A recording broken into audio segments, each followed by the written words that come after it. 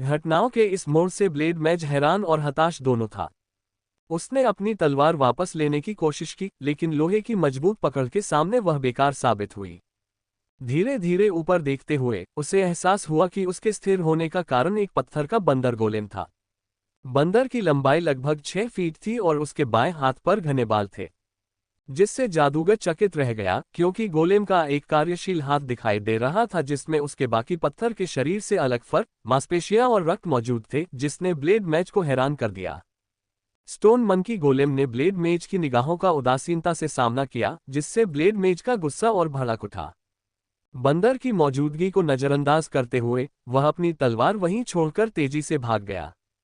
इस अवसर का लाभ उठाते हुए पत्थर के बंदर ने तलवार को पीछे की ओर फेंक दिया और वह पांचवें बुजुर्ग के हाथों में जा गिरी, जिनके चेहरे पर एक दुष्ट मुस्कान थी। इस उदार उपहार के लिए धन्यवाद, मेरे मध्य राज्य के मित्र, पांचवें बुजुर्ग ने कहा। उनकी निर्लजता ने ब्लेड मेज को दुविधा में डाल दिया कि क्या वह उन्हें कोसे या तलवारबाज के रूप में अपने हथियार की रक्षा करने में अपनी अक्षमता को दोष दें। novelfire.com पर और भी कहानियां पढ़ें। मुझे कम मत समझो, ब्लेड मेज ने गरजते हुए कहा, और उसके स्पिरिट आर्मर से एक चमकदार रोशनी निकली, जिससे ऐसा लग रहा था कि उसकी माना शक्ति तेजी से फिर से भर रही है, क्योंकि अभी अभी साइलस के साथ लड़ाई में उन्होंने पृथ्वी जादू करने की कोशिश में बहुत सारी माना शक्ति बर्बाद कर दी थी। जब यह प्रक्रिया पूरी हो गई तो उसने नीले रंग की रोशनी से बनी 2 तलवारें प्रकट की और एक बार फिर पांचवें बुजुर्ग पर हमला कर दिया। उसे ज्यादा चोट मत पहुंचाओ बंदर, मैं बस उनके खजाने हासिल करना चाहता हूं। मुझे किसी और शक्तिशाली कबीले के पीछे पड़ने की जरूरत नहीं है, क्योंकि वे बिगड़े हुए जादूगर अक्सर बड़े कबीलों से आते हैं और जब उनमें से कोई हार जाता है तो वे ऐसा ही व्यवहार करते हैं। पांचवें बुजुर्ग ने पत्थर के बंदर गोलेम को निर्देश दिया, जिसने सिर हिलाया और गुर्राते हुए अपने हाथ लकड़ी के गोलेम की ओर बढ़ाए। लकड़ी के गोलेम ने अपनी एक शाखा तोड़ दी और अपनी माना शक्ति का उपयोग करके अपना आकार बदल लिया। इसके बाद उसने रूपांतरित शाखा को पत्थर के बंदर पर फेंका, जिसे बंदर ने अपने हाथों से पकड़ लिया। अपने कबीले की गुप्त तकनीकों में से एक का प्रयोग करते हुए ब्लेड मेज ने अपने कबीले की गुप्त तकनीक का इस्तेमाल किया। लेस देन ब्लेड की गुप्त कला तलवार अवरोहन ग्रेटर दैन। एक विशाल तलवार प्रकट हुई और बंदर की ओर बढ़ी। इसके जवाब में बंदर पीछे की ओर घूमा और नवनिर्मित लकड़ी के डंडे से ऊपर की ओर प्रहार किया। लेस दैन उच्च स्तरीय युद्ध कौशल 50 ton staff strike greater than. और बस इसी तरह एक और लड़ाई रुक गई, क्योंकि गॉर्डन कबीले ने उन जादूगरों को जो उन्हें नीचा समझते थे ये साबित कर दिया कि वे किसी भी तरह से ही नहीं हैं। हालांकि ऐसा प्रतीत हो रहा था मानो वे किसी अज्ञात कारण से अपनी शक्तियों को रोक रहे हों। जबकि चौथे और पांचवें बुजुर्ग ने ब्लेड कबीले के 2 जादूगरों की देखभाल की, वहीं आखिरी वाला घटनाक्रम से और भी ज्यादा क्रोधित हो गया और अपनी किस्मत को कोसने लगा। उन्हें उम्मीद थी कि उनका चौथा सदस्य अभी भी आसपास होगा ताकि वे गॉर्डन कबीले के किसी बुजुर्ग पर मिलकर हमला कर सकें। दांत पीसते हुए उसने अपनी निगाहें साइलस पर टिका दी, जो लड़ाई में अपनी जीवन शक्ति का उपयोग करने के दुष्परिणामों से पीड़ित होकर कमजोर हो गया था और खून थूक रहा था। फिर उन्होंने अपना ध्यान ग्रैंड एल्डर की ओर मोड़ा, जो चेहरे पर मुस्कान लिए हुए उनकी ओर आ रहे थे। अब बस तुम और मैं हैं। मुझे बस वो जादूगर चाहिए। उसे हमें दे दो और हमें इस सारी अनावश्यक लड़ाई से नहीं गुजरना पड़ेगा। कोई ऐसा है जो उसे जीवित रखना चाहता है, और मैं आपको आश्वस्त कर सकता हूं कि अगर उसे कुछ हुआ तो शांति से जीने की कोई भी संभावना खत्म हो जाएगी, क्योंकि जो व्यक्ति उसे चाहता है वह इस समय क्षमा करने के मूड में नहीं है। ग्रैंड एल्डर ने कहा, क्या तुम मुझे धमकाने की कोशिश कर रहे हो? तुम्हारी कोई भी बात मेरा इरादा नहीं बदलेगी। हमारे मिशन को पूरा मानने के लिए इस जादूगर को आज ही मरना होगा, ब्लेड मेज ने जवाब दिया, जिससे ग्रैंड एल्डर के चेहरे से मुस्कान गायब हो गई। ठीक है, मुझे लगता है कि मुझे आपको यह विश्वास दिलाना होगा कि आप उसे मार नहीं पाएंगे, ग्रैंड एल्डर ने घोषणा की। उसने अपनी लाठी को जमीन पर पटका, जिससे चारों दिशाओं में ध्वनि तरंगों की एक लहर फैल गई, जिसने दोनों बुजुर्गों के बीच चल रही लड़ाई को भी बाधित कर दिया। जब ब्लेड के जादूगरों को लगा कि सब कुछ खत्म हो गया है, तभी वे रहस्यमय तरीके से विभिन्न प्रकार के गोलेमों को प्रकट होते देखकर आश्चर्यचकित रह गए। इन गोलेमों के पास विभिन्न प्रकार के हथियार और शारीरिक संरचनाएं थीं, और उनमें से कुछ तो जानवरों जैसे गोलेम भी थे। ग्रैंड एल्डर के बारे में कोई बात नहीं करता, इसका एक कारण है, क्योंकि जब मैं वास्तव में कार्य करता हूं, तो मुझे अपना चेहरा दिखाने की आवश्यकता नहीं होती, मेरी सेना ही काफी है। यदि मेरे भाई कुलपति को एक व्यक्ति की सेना कहा जाता है तो मुझे स्वयं सेना कहा जाता है, ग्रैंड एल्डर ने घोषणा की। ग्रैंड एल्डर का आदेश हवा में गूंज उठा और अनगिनत छठे स्तर के गोलेम ब्लेड कबीले के 3 जादूगरों की ओर दौड़ पड़े। प्रतिरोध करने के उनके सर्वोत्तम प्रयासों के बावजूद उन्होंने खुद को छठे स्तर के गोलेमों की सेना और ग्रैंड एल्डर के शक्तिशाली इको शैकल्स मंत्र द्वारा दबा हुआ पाया। उन्होंने उन्हें अधिकतम सीमा तक निराश करना अपना लक्ष्य बना लिया था। सामान्य तौर पर ब्लेड कबीले के जादूगरों को कुछ ही मिनटों में हजारों छठे स्तर के जीवों या जादूगरों को नष्ट करने में कोई समस्या नहीं होती। लेकिन ग्रैंड एल्डर की असाधारण शक्ति और उनकी गोलेम सेना के आश्चर्यजनक प्रदर्शन को देखकर उन्हें संदेह होने लगा कि कहीं उनकी अपनी ताकत को दबाया तो नहीं जा रहा है। उन्होंने अपनी मानसिक छवि को भी प्रकट किया, जो विभिन्न तलवारें थीं और जिन्होंने उनकी क्षमताओं को अलग अलग तरीकों से बढ़ाया। फिर भी ग्रैंड एल्डर ने सहजता से अपनी मानसिक छवि को प्रकट किया, जो एक सायरन थी, और अपनी मानसिक छवि को प्रकट करने के बाद इसने इको शैकल्स मंत्र पर उनके नियंत्रण को और मजबूत कर दिया। क्योंकि वह हाल ही में उच्च श्रेणी के जादूगरों के क्षेत्र में प्रवेश कर चुका था और उसने अभी तक अन्य ध्वनि मंत्रों को सीखने के लिए उनका पता नहीं लगाया था, इसलिए उसने धीरे धीरे इको शैकल्स पर ध्यान केंद्रित किया। क्योंकि इको शैकल्स मंत्र उसकी वंशानुगत क्षमता का एक हिस्सा था, जो सायरन से उत्पन्न हुआ था, जो उसकी सभी ध्वनि संबंधी विशेष क्षमताओं का जनक था। ग्रैंड एल्डर द्वारा इको शैकल्स मंत्र के कुशल उपयोग और उनकी दुर्जय गोलेम सेना के बल पर वह एक ऐसी शक्ति बन गया जिससे मुकाबला करना आसान नहीं था।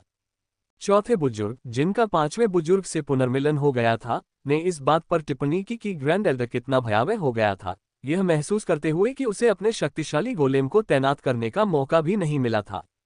यह अच्छी बात है कि वह हमारा भाई है, चौथे बुजुर्ग ने अपने लकड़ी के गोलेम के पैर को रगड़ते हुए कहा, जो उसे बेजान आंखों से घूर रहा था। वह आदमी कभी कभी डरावना हो सकता है, चौथे बुजुर्ग ने निष्कर्ष निकाला। दोनों ही तरह से ये हमारे पक्ष में है। चलो उसे उन्हें पीटने देते हैं और हम बाद में उनके खजाने पर कब्जा कर लेंगे। 5वें बुजुर्ग ने अपने बाघ के आकार के गोले पर सवार होकर उत्साह बढ़ाते हुए कहा, जो अब उसका भरोसेमंद वाहन बन चुका था। लेकिन चौथा बुजुर्ग सावधानीपूर्वक दूर हटने लगा, क्योंकि वह 5वें भाई के डाकू जैसे व्यवहार से प्रभावित नहीं होना चाहता था। वे चुपचाप देखते रहे जब उनके भाई ने अकेले ही 3 जादूगरों का सामना किया और साइलस को बचाने का मौका लपक लिया। योजक चिन्ह। इस बीच कहीं और फ्रिडाल कबीले के छठे बुजुर्ग और ब्लेड कबीले के आखिरी बचे जादूगर ने अरोरा को घेर लिया। जैसे ही उन्हें अरोरा को पकड़ने की उम्मीद सताने लगी, अचानक उन्होंने देखा कि एक विशाल चट्टान पीछे से उनकी ओर तेजी से आ रही है। तेजी से प्रतिक्रिया करते हुए फ्रिडाल कबीले के छठे बुजुर्ग और ब्लेड कबीले के जादूगर ने कुशलतापूर्वक फैलकर चट्टान के गुजरने के लिए पर्याप्त जगह बना दी। लेस दैन उच्च स्तरीय मंत्र, पृथ्वी से पलायन ग्रेटर दैन। उस मंत्र का नाम सुनते ही फ्रिडाल के छठे बुजुर्ग ने झुंझलाहट से भौहें चढ़ा ली और बुदबुदाए, ये कमीना फिर आ गया। इससे ठीक पहले कि वह विशाल चट्टान उनके पास से गुजरे, उन्होंने देखा कि गॉर्डन परिवार का मुखिया उसके भीतर से निकला और अपनी अर्थ एस्केप क्षमता का उपयोग करते हुए टेलीपोर्ट होकर पत्थर तक पहुंच गया। इस दृश्य को देखकर ब्लेड कबीले का जादूगर तो चौंक गया, लेकिन फ्रिडाल कबीले का छठा बुजुर्ग अविचलित रहा, क्योंकि वह मंत्र सुनते ही यह जान गया था कि कौन प्रकट होने वाला है। गॉर्डन परिवार में केवल एक ही व्यक्ति ऐसा था जो इस तरह के जादू का उपयोग करने में सक्षम था।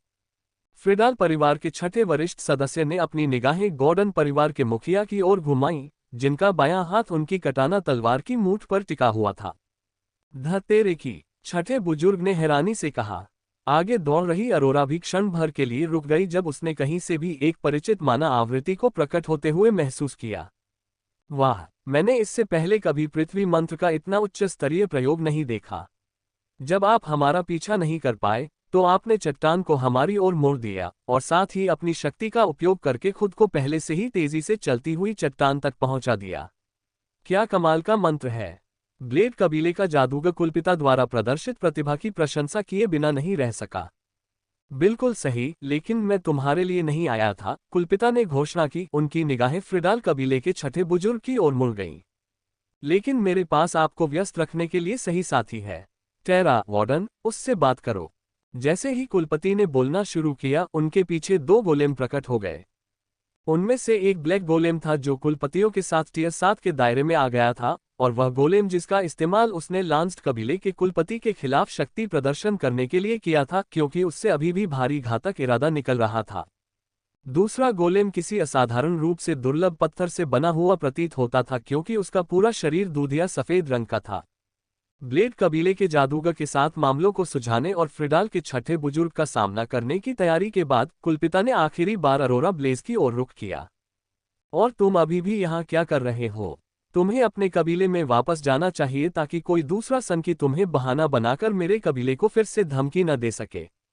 कुलपति ने धीरे से अपने सिर से अरोरा को एक तरफ धकेल दिया और उसने सम्मानपूर्वक उनके सामने सिर झुकाया और फिर उस जानवर को बुलाया जो साइलस द्वारा दी गई अंगूठी के भीतर समाहित था।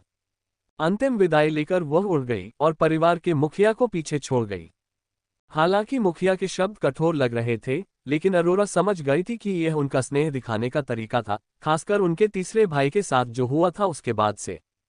अब और कोई ध्यान भटकाने वाली बात नहीं। मुझे उम्मीद है कि इस बार तुम क्लोन नहीं हो। मैं कोई निराशा नहीं चाहता, कुलपिता ने एक दुष्ट मुस्कान के साथ कहा और अंततः अपनी कटाना तलवार निकाली, जिससे दो अलग अलग प्रकार की रोशनी निकलती हुई प्रतीत हुई।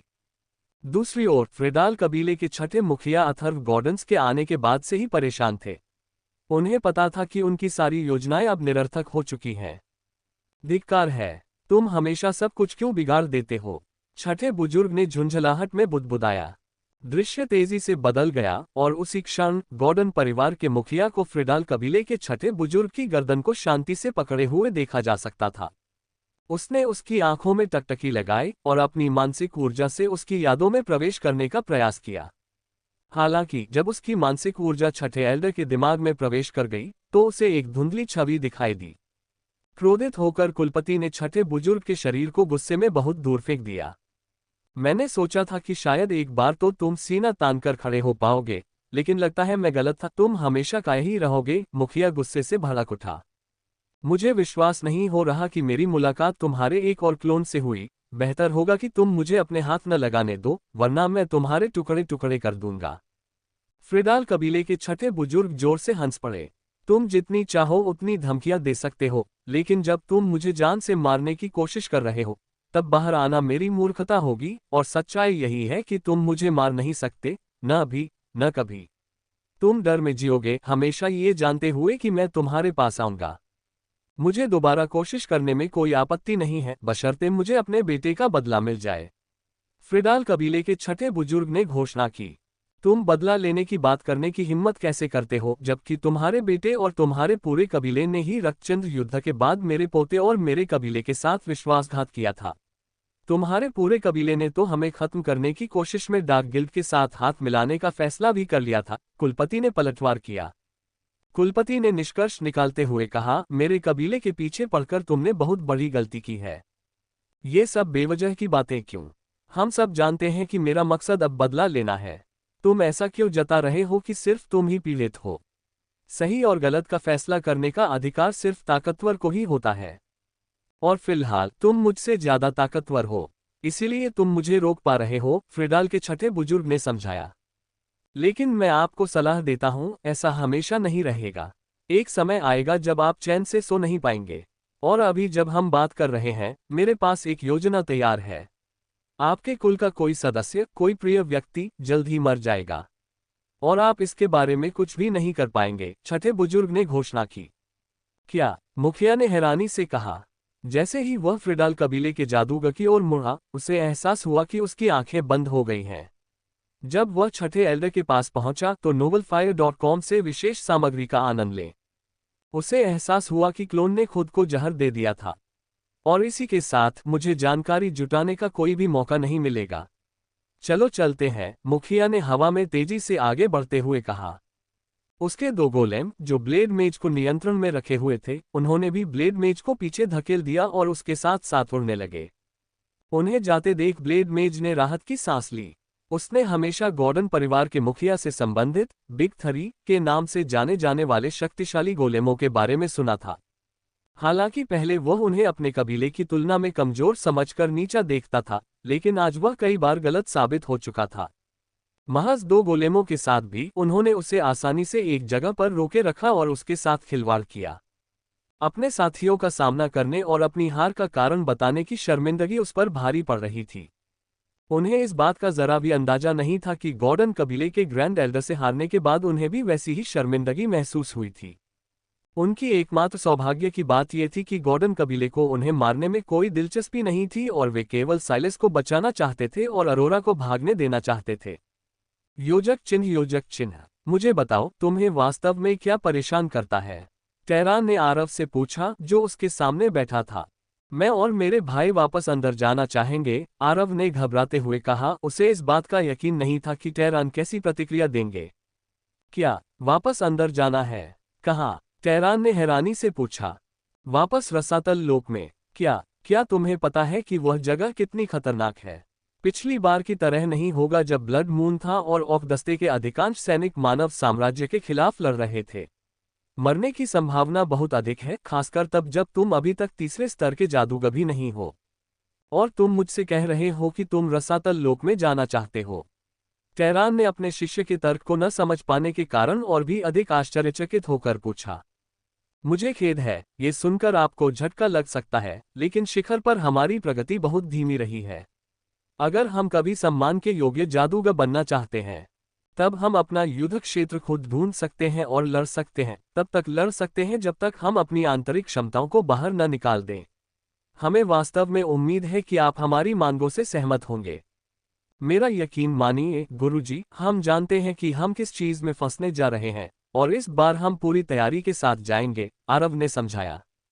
टेरान उसे घूर रहा था, एक हाथ से अपने जबड़े को सहारा दे रहा था और दूसरे हाथ से अपना माथा रगड़ रहा था, क्योंकि यह सुनकर ही उसे बहुत तनाव महसूस हो रहा था।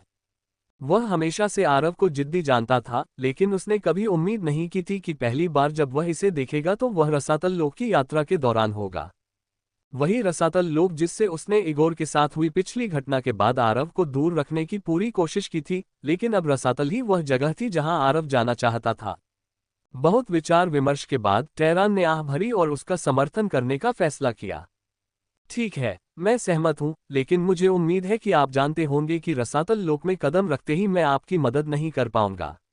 ओर्क्स ने मुझे अभी भी अपनी वांछित सूची में रखा हुआ है। पिछली बार मैंने ये जोखिम केवल रक्तचंद्र के कारण उठाया था, क्योंकि मुझे पता था कि अधिकांश शक्तिशाली ओर्क्स आसपास नहीं होंगे। लेकिन अगर तुम अब रसातल लोक में प्रवेश करोगे तो मैं तुम्हारे पास नहीं आ पाऊंगा। इसके बजाय अगर मैंने कभी कदम रखा तो मैं खुद खतरे में पड़ जाऊंगा। टेरान ने हल्की हंसी के साथ अपनी बात समाप्त की और आरव भी कुछ सेकंड बाद रुकने से पहले उसके साथ हंसने लगा। आपको इसकी चिंता करने की जरूरत नहीं है। मैं वादा करता हूं कि हम पिछली बार जितनी परेशानी नहीं खड़ी करेंगे, आरव ने उसे आश्वस्त किया। मुझे उम्मीद है, टेरान ने आरव के कंधे पर थपथपाते हुए कहा। योजक चिन्ह, योजक चिन्ह, आरव टेरान के महल से बाहर निकला और उसका सामना पूरे गिरोह से हुआ, जो उसका रास्ता रोकने के लिए प्रवेश द्वार पर इकट्ठा हो गए थे। तो कैसा रहा? क्या हम फिर से रसातल लोक जा रहे हैं? आथा ने पूछा और सभी लोग मासूमियत भरी निगाहों से उसे घूर रहे थे। आरव ने उनकी उम्मीदों की पुष्टि करने और उन्हें हाँ कहने से पहले उन्हें निराश चेहरे दिखाने शुरू कर दिए। वे सभी खुशी से उछल कूद करने लगे और चिल्लाने लगे। मैं अपने नए आध्यात्मिक उपकरणों को आजमाने के लिए बेताब हूँ। मैं इस दिन का बेसब्री से इंतजार कर रहा था। नाइट ने शेखी बघारी, लेकिन तुरंत ही उसने महसूस किया कि अवनी को छोड़कर बाकी सभी की निगाहें उस पर टिकी हुई हैं। उनके पास मौजूद अल्फा भेड़ियों के शवों की सीमित संख्या के कारण आरव केवल स्पिरिट इक्विपमेंट के 2 पूर्ण सेट ही बना पाया था। बाकी लोग नाइट की इस अच्छी किस्मत से काफी ईर्ष्या करते थे कि आरव ने उसे शुरुआत में ही चुन लिया था। अवनी को उपकरण मिलने की बात का जिक्र करने की हिम्मत किसी ने नहीं की, वरना उन्हें मार खानी पड़ती। लेकिन अब जब नाइट ने अपना मुंह खोलने की हिम्मत की तो वे सब उस पर टूट पड़े और मुक्कों की बौछार कर दी, जबकि अवनी दूर से ये सब देख रही थी। वह कितना बड़ा मूर्ख है, उन्हें इस तरह भड़का रहा है, अवनी ने टिप्पणी की। उन्हें रहने दो, वे अपना सारा गुस्सा अगले जानवर या ओर्क पर निकाल सकते हैं जिससे हमारा सामना होगा, आरव ने उनकी लड़ाई देखते हुए हल्की मुस्कान के साथ कहा। उसे माना मुक्कों से मारो। इस कमीने की चमड़ी अब सख्त हो गई है, छोटे मोटे मुंह तो उसे बस गुदगुदी करते हैं, आथा ने सुझाव दिया। तुम इतने क्रूर कैसे हो सकते हो? हम तो परिवार हैं। नाइट ने अपने हताश साथियों के मुक्कों की बौछार के बीच विलाप किया। टेरान भी अपनी खिड़की से बैठकर शराब की चुस्की लेते हुए ये सब देख रहा था। मेरे पुराने शिष्यों में से अधिकांश खतरे से दूर रहते थे, लेकिन तुम उसकी ओर दौड़ते हो। हम अभी मेरे सामने मत मर जाना, आरव, उसने मन ही मन कहा और उनकी हाथापाई को देखता रहा और अपनी शराब का आनंद लेता रहा। अवनी के नेतृत्व में आरव और उसका गिरोह आखिरकार मास्टर पीक से निकल पड़ा। क्या आपको पूरा यकीन है कि आपको जेम्स पीक का रास्ता पता है? अवनी के पीछे पीछे चलते चलते थक चुके आर्थर ने पूछा और वॉर गॉड मेज एकेडमी के अन्य शिष्यों के पास से गुजरते हुए बेपरवाह दिखने की कोशिश में अपने हाथ अपने सिर के पीछे रख लिए। अवनी ने पीछे मुड़कर उसे घूर कर देखा।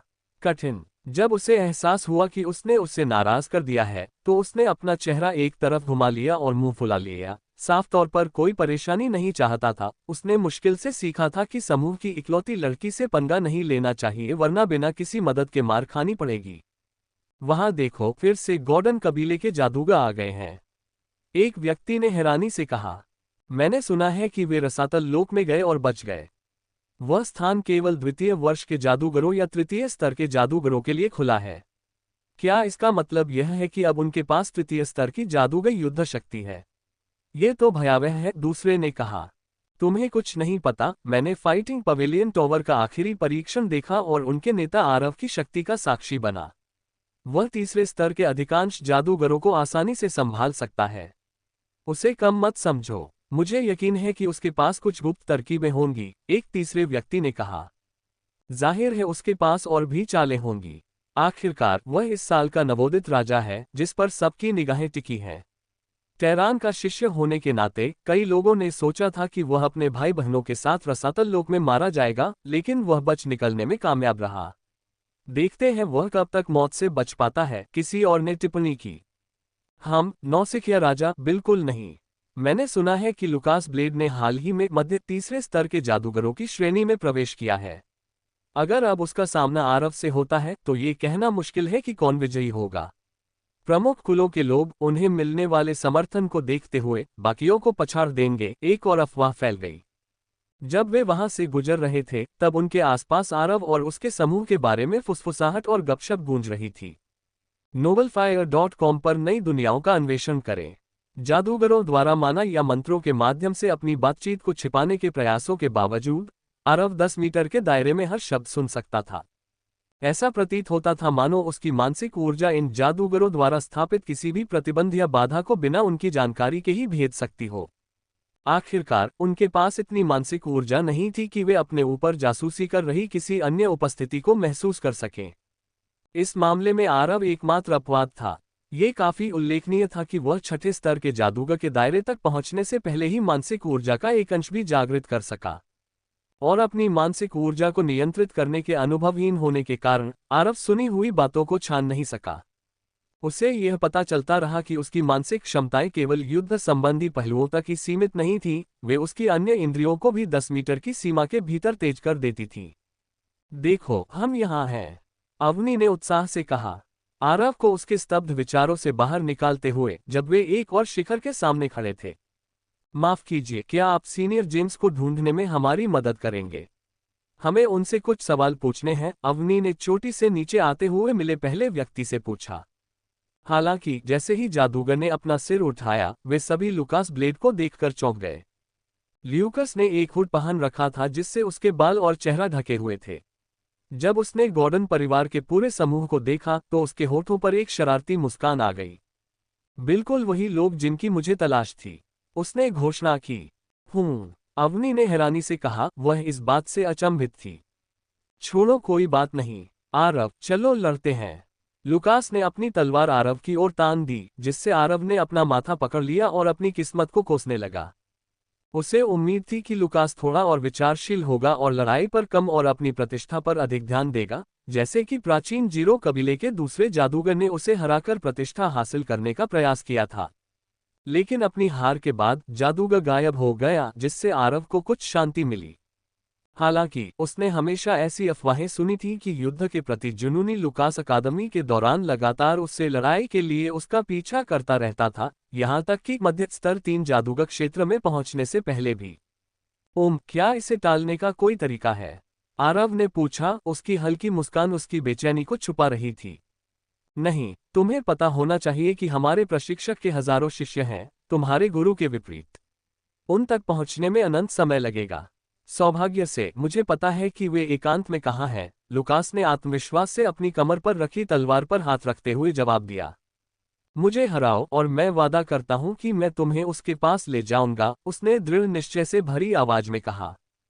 तैयार हो या न हो, मैं आ रहा हूं।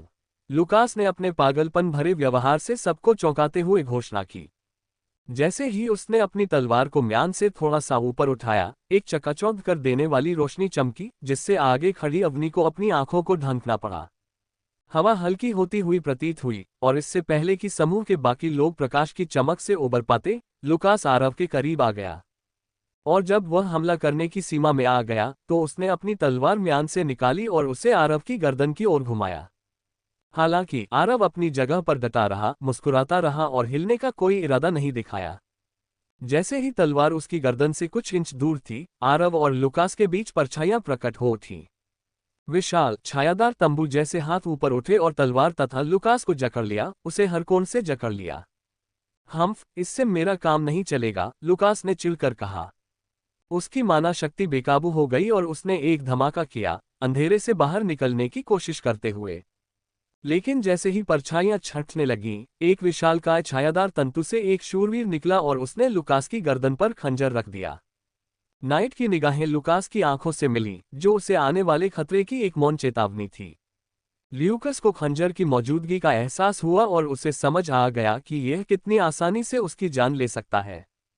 हालांकि उसके पास भागने की योजना थी, लेकिन वह चोट लगने का जोखिम उठाने या अपनी जान को दांव पर लगाने को तैयार नहीं था, खासकर इसलिए क्योंकि उसका मुख्य उद्देश्य आरव के कौशल का परीक्षण करना था। उसे इस बात से निराशा हुई कि उसे एक बार फिर अपने ही कबीले के एक अन्य सदस्य ने रोक दिया था। तुम हार गए, आरव ने हल्की मुस्कान के साथ कहा। लेकिन लुकास ने विरोध करना शुरू किया। कोई किंतु परंतु नहीं, तुमने मुझसे वादा किया था।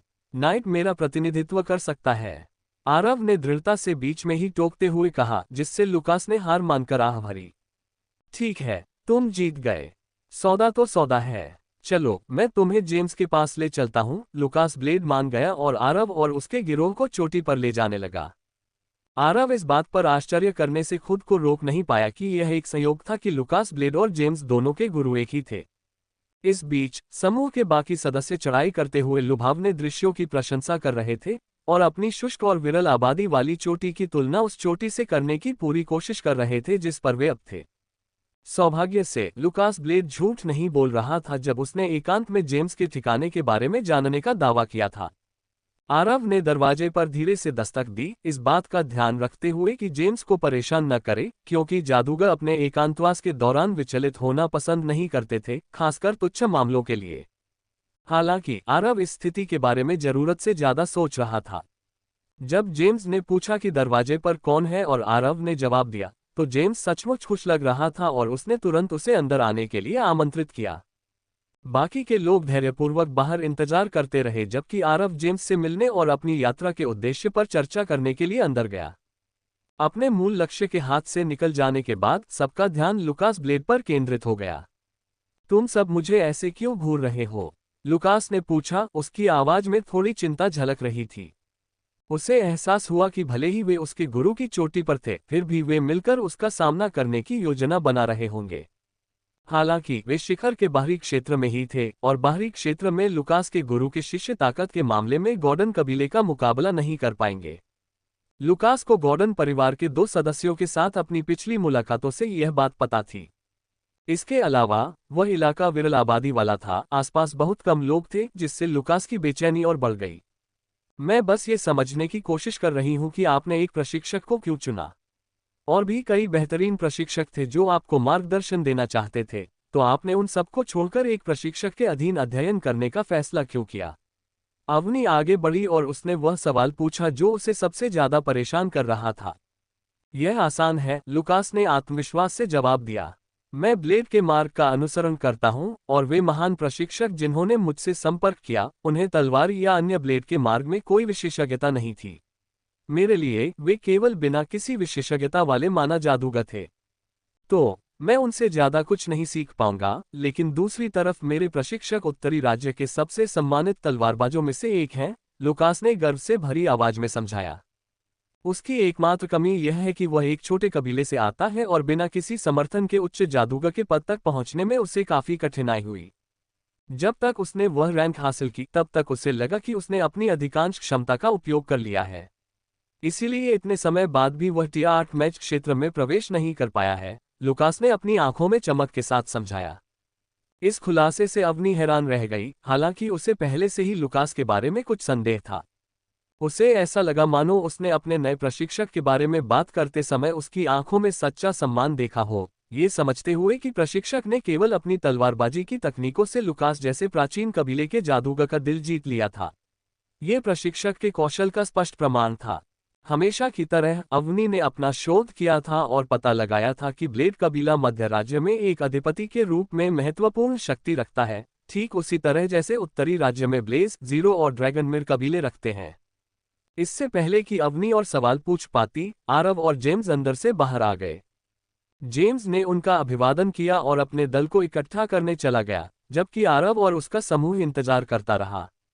जब वे आखिरकार लौटे तो आरव ने 2 नए सदस्यों को देखा। ग्रेस और गैब्रियल से मिलिए हमारे नए सदस्य।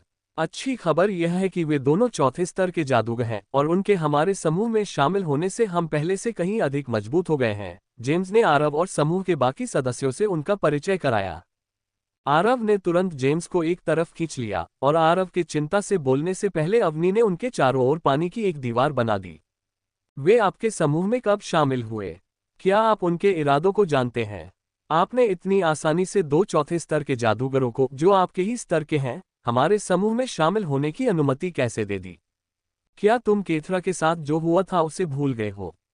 आरव ने जेम्स पर अपनी चिंताओं की बौछार कर दी और उसे केथरा के साथ हुई उनकी पिछली मुलाकात की याद दिला दी, जो अभी भी जीवित थी। जेम्स को आमंत्रित करने का एक कारण यह भी था कि वह भी टियर 4 का जादूगर था, जिससे उन्हें मारक क्षमता मिल सकती थी। जेम्स को चुनने का दूसरा कारण एक साहसी के रूप में उनका अनुभव था, जो उनके अपने अनुभव से कहीं अधिक था। उनका मानना था कि वह मार्गदर्शन प्रदान कर सकते हैं और उन्हें गलतियां करने से बचने में मदद कर सकते हैं।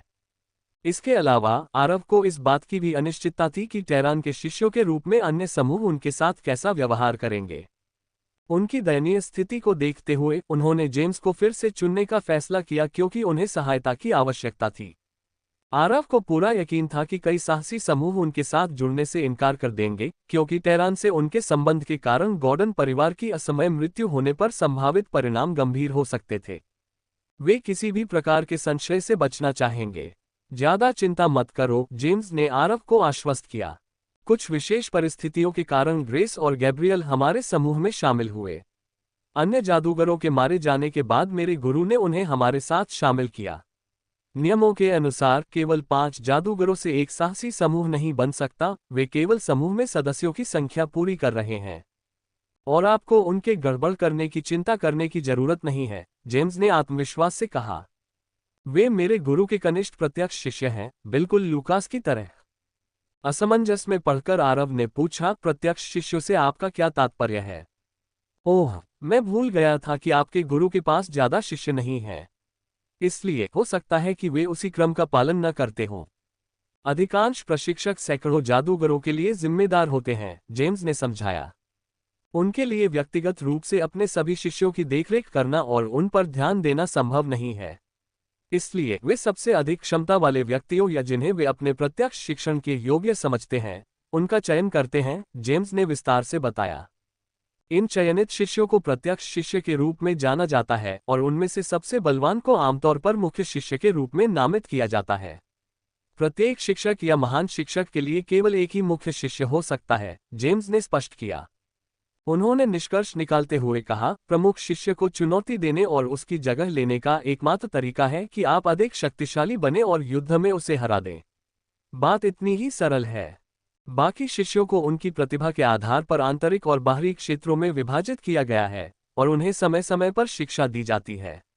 यही वर्गीकरण है। लेकिन चिंता मत करो, ग्रेस और गैब्रियल सिर्फ इसलिए साथ हैं क्योंकि मेरे गुरु चाहते हैं कि उन्हें अनुभव प्राप्त हो। चूंकि वे हाल ही में किसी अन्य प्रशिक्षक से स्थानांतरित होकर उनके पास आए हैं, इसलिए शायद ये हमारे साथ उनका आखिरी कार्यकाल हो। चिंता करने की कोई जरूरत नहीं है, हमें जल्द ही एक नया सदस्य मिल जाएगा, जेम्स ने आरव को आश्वस्त किया। जैसे ही जेम्स ने अपनी व्याख्या समाप्त की, उसने आरव की पीठ पर तसल्ली देते हुए थपथपाया।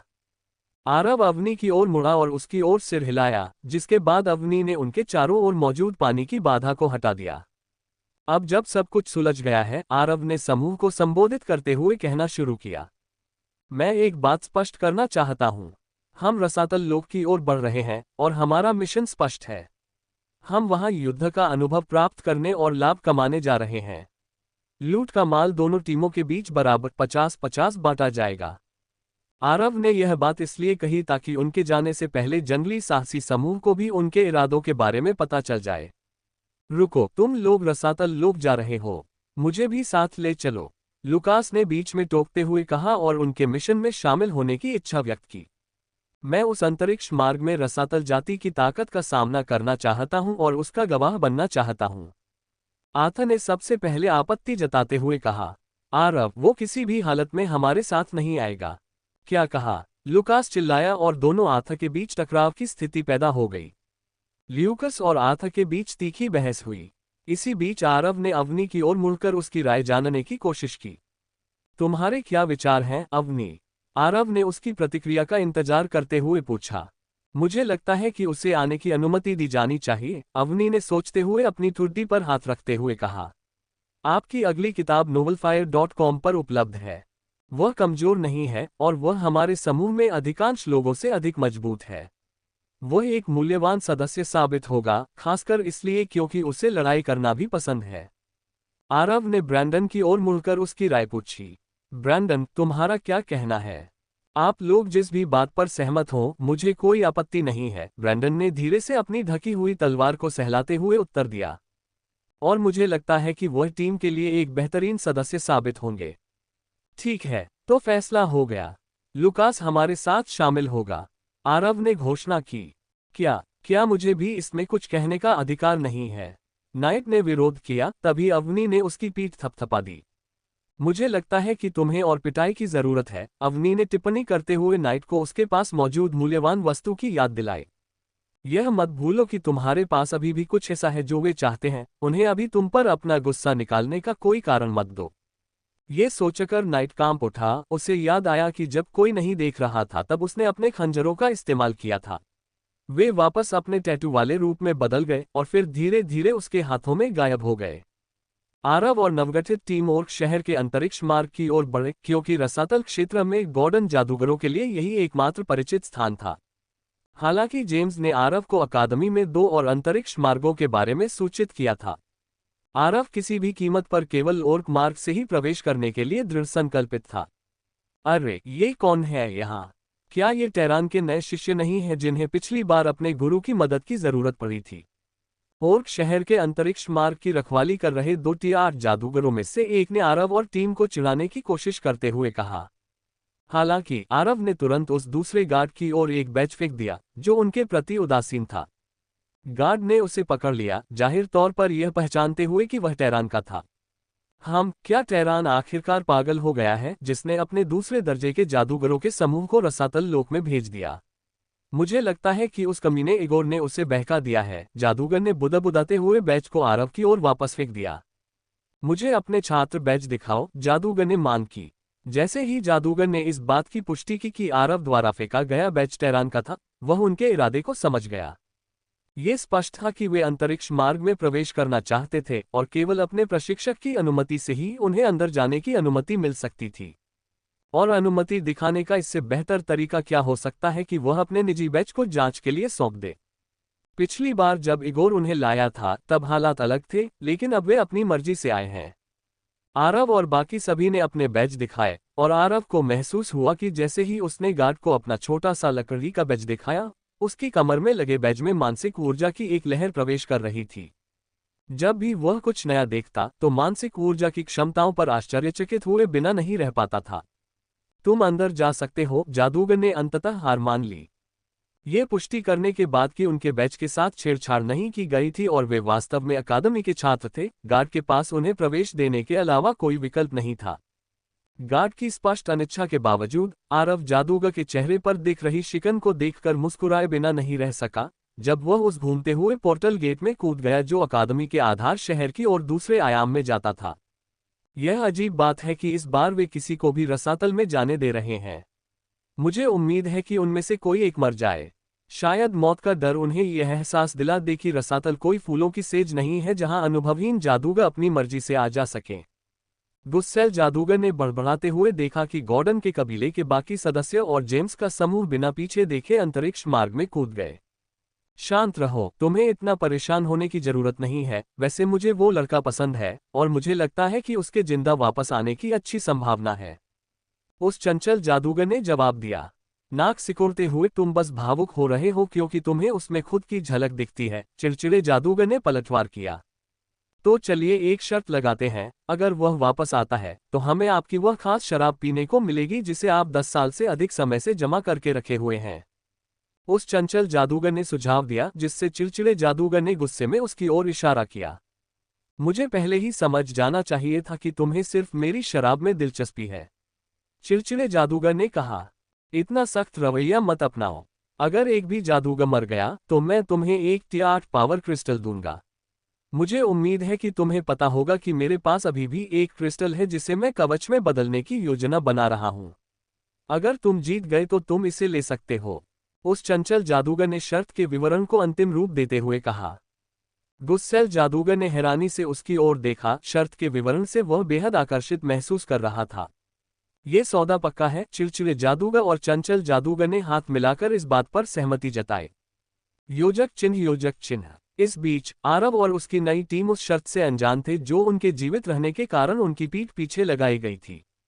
जैसे ही वे दोबारा द्वितीय आयाम के शहर में प्रकट हुए, काले कवच वाले शहर के रक्षकों ने उन्हें एक बार फिर अंतरिक्ष मार्ग से बाहर निकाल दिया। खैर, इस बार मुझे खुशी है कि उन्होंने अपनी ऊर्जा से हमें परखने की कोशिश नहीं की। जब भी वे ऐसा करते हैं तो मुझे हमेशा असहज महसूस होता है, आथन ने यह सोचते हुए कांपते हुए टिप्पणी की। हे भगवान, क्या तुम्हें समझ नहीं आ रहा? इसका मतलब है कि द्वारपाल भी हमें नीचा समझ रहे थे। उन्हें लगा कि हम पिछली बार की तरह साधारण द्वितीय श्रेणी के जादूगर हैं और उन्हें परेशान करने का कोई कारण नहीं है, अवनी ने आगे बढ़ते हुए समझाया। वह गॉड आर्मरी की ओर जाते हुए काउंटर के पीछे खड़ा छोटा आदमी उन्हें देखते ही जोर से हंस पड़ा। आरव ने कुछ समय लेकर उस बूढ़े व्यक्ति का अभिवादन किया, आखिरी बार उन्हें धन्यवाद दिया और सलाह मांगी, जिसे उस व्यक्ति ने सहर्ष साझा किया। हालांकि उस छोटे कद के व्यक्ति को उन्हें रसातल लोक में वापस देखकर आश्चर्य हुआ, लेकिन उसने उन्हें अपने गुरु की तरह ही बाहर जाकर विशालकाय ओर्क्स को मारने के लिए प्रोत्साहित किया। ये सुनकर आरव और गॉर्डन परिवार के बाकी सदस्य घबराकर हंसने लगे।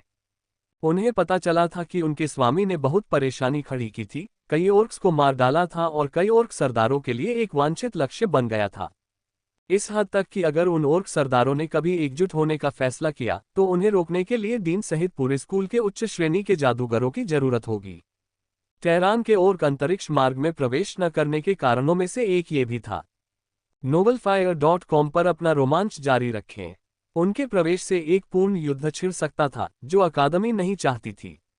आखिरकार वे ऑकस जितने शक्तिशाली नहीं थे, न ही उनकी संख्या उतनी अधिक थी।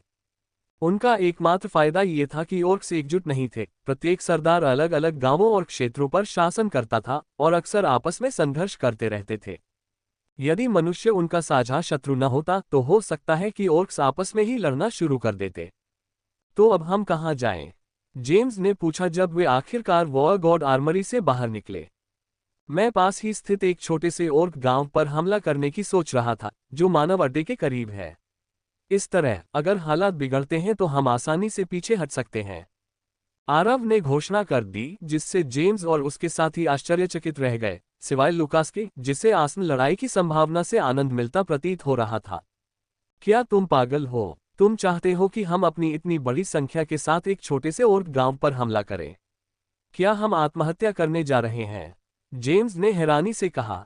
नहीं, मेरी बात मानो, मेरे पास एक योजना है।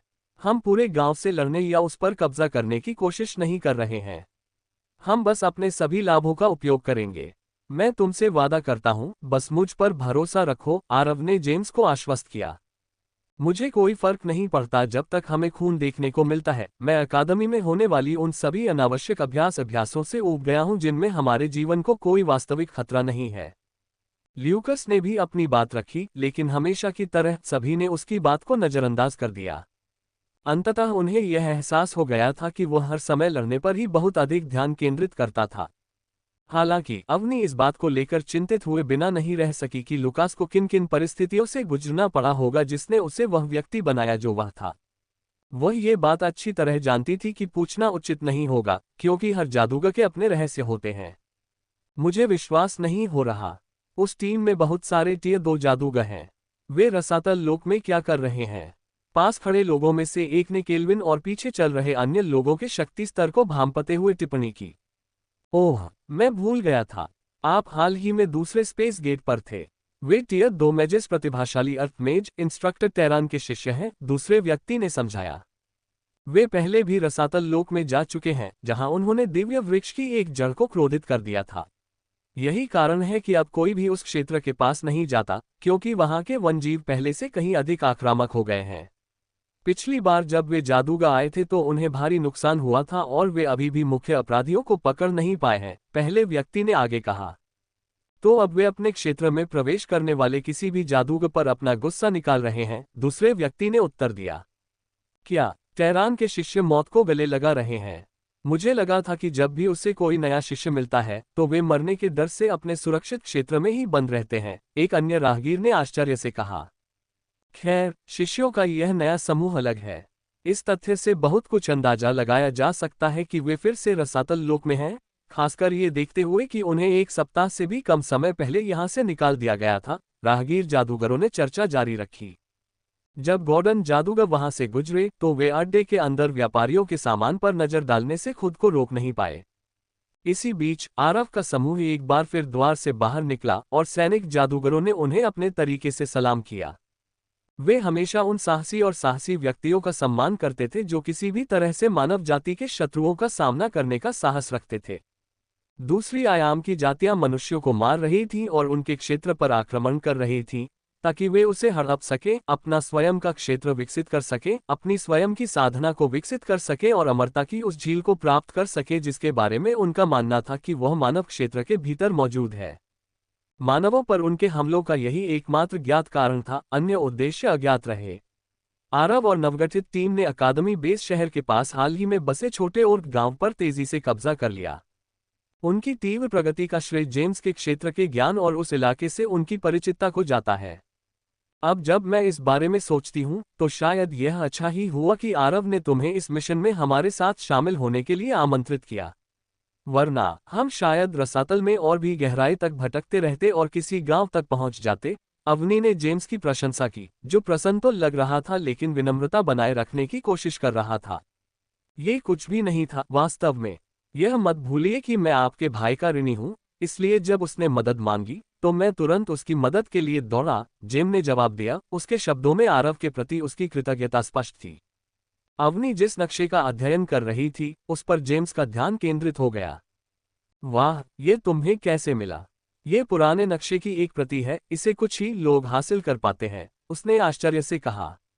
novelfire.com पर विशेष कहानियां पढ़ें। खैर, वॉर गॉड आर्मरी में उस छोटे कद के आदमी ने इसे हमें दिया था। मैं बस इस ओर्क गांव की बस्ती को चिन्हित कर रही हूं ताकि भविष्य में हम अचानक हमले के लिए तैयार रहें, अवनी ने समझाया और जेम्स ने सहमति में सिर हिलाया। ये सच है, अधिकांश नई ओर्क बस्तियां पुराने नक्शों में शामिल नहीं हैं, क्योंकि कई ओर्क अपने पुराने गांवों से अलग होकर अलग अलग स्थानों पर चले गए हैं, इस उम्मीद में कि वे अपने गांव में छोटे मोटे सरदार बन जाएंगे। इस तरह के बदलावों को दर्ज करके हम प्रगति कर सकते हैं, जेम्स ने अवनी की प्रशंसा की। जब सभी लोग अपनी बातचीत में मग्न थे तभी आरव ने जेम्स के मुंह पर हाथ रख दिया और उसकी उंगलियों को होठों पर रखकर फुसफुसाया। चुप रहो, कुछ ओर्क्स गांव से बाहर आ रहे हैं, चलो देखते हैं और कोई शोर नहीं मचाते। आरव की बातों से प्रेरित होकर सभी लोग झाड़ियों में ठीक से छिप गए। जैसे ही गांव का द्वार खुला, लगभग 30 ओर्क्स पूरी तरह से सुसज्जित होकर बाहर निकले, जो युद्ध के लिए तैयार प्रतीत हो रहे थे। ये ऑर्क शिकारी हैं, जेम्स ने आरव से फुसफुसाते हुए कहा, जिसने जवाब में सिर हिलाया। जैसे ही वे अवलोकन जारी रख रहे थे, नाइट, जो पहले अनुपस्थित था, अंधेरे से बाहर आ गया। उन्होंने देखा कि ओर्क शिकारी अपने भेड़ियों पर सवार होकर दूसरी जगह के लिए रवाना हो गए।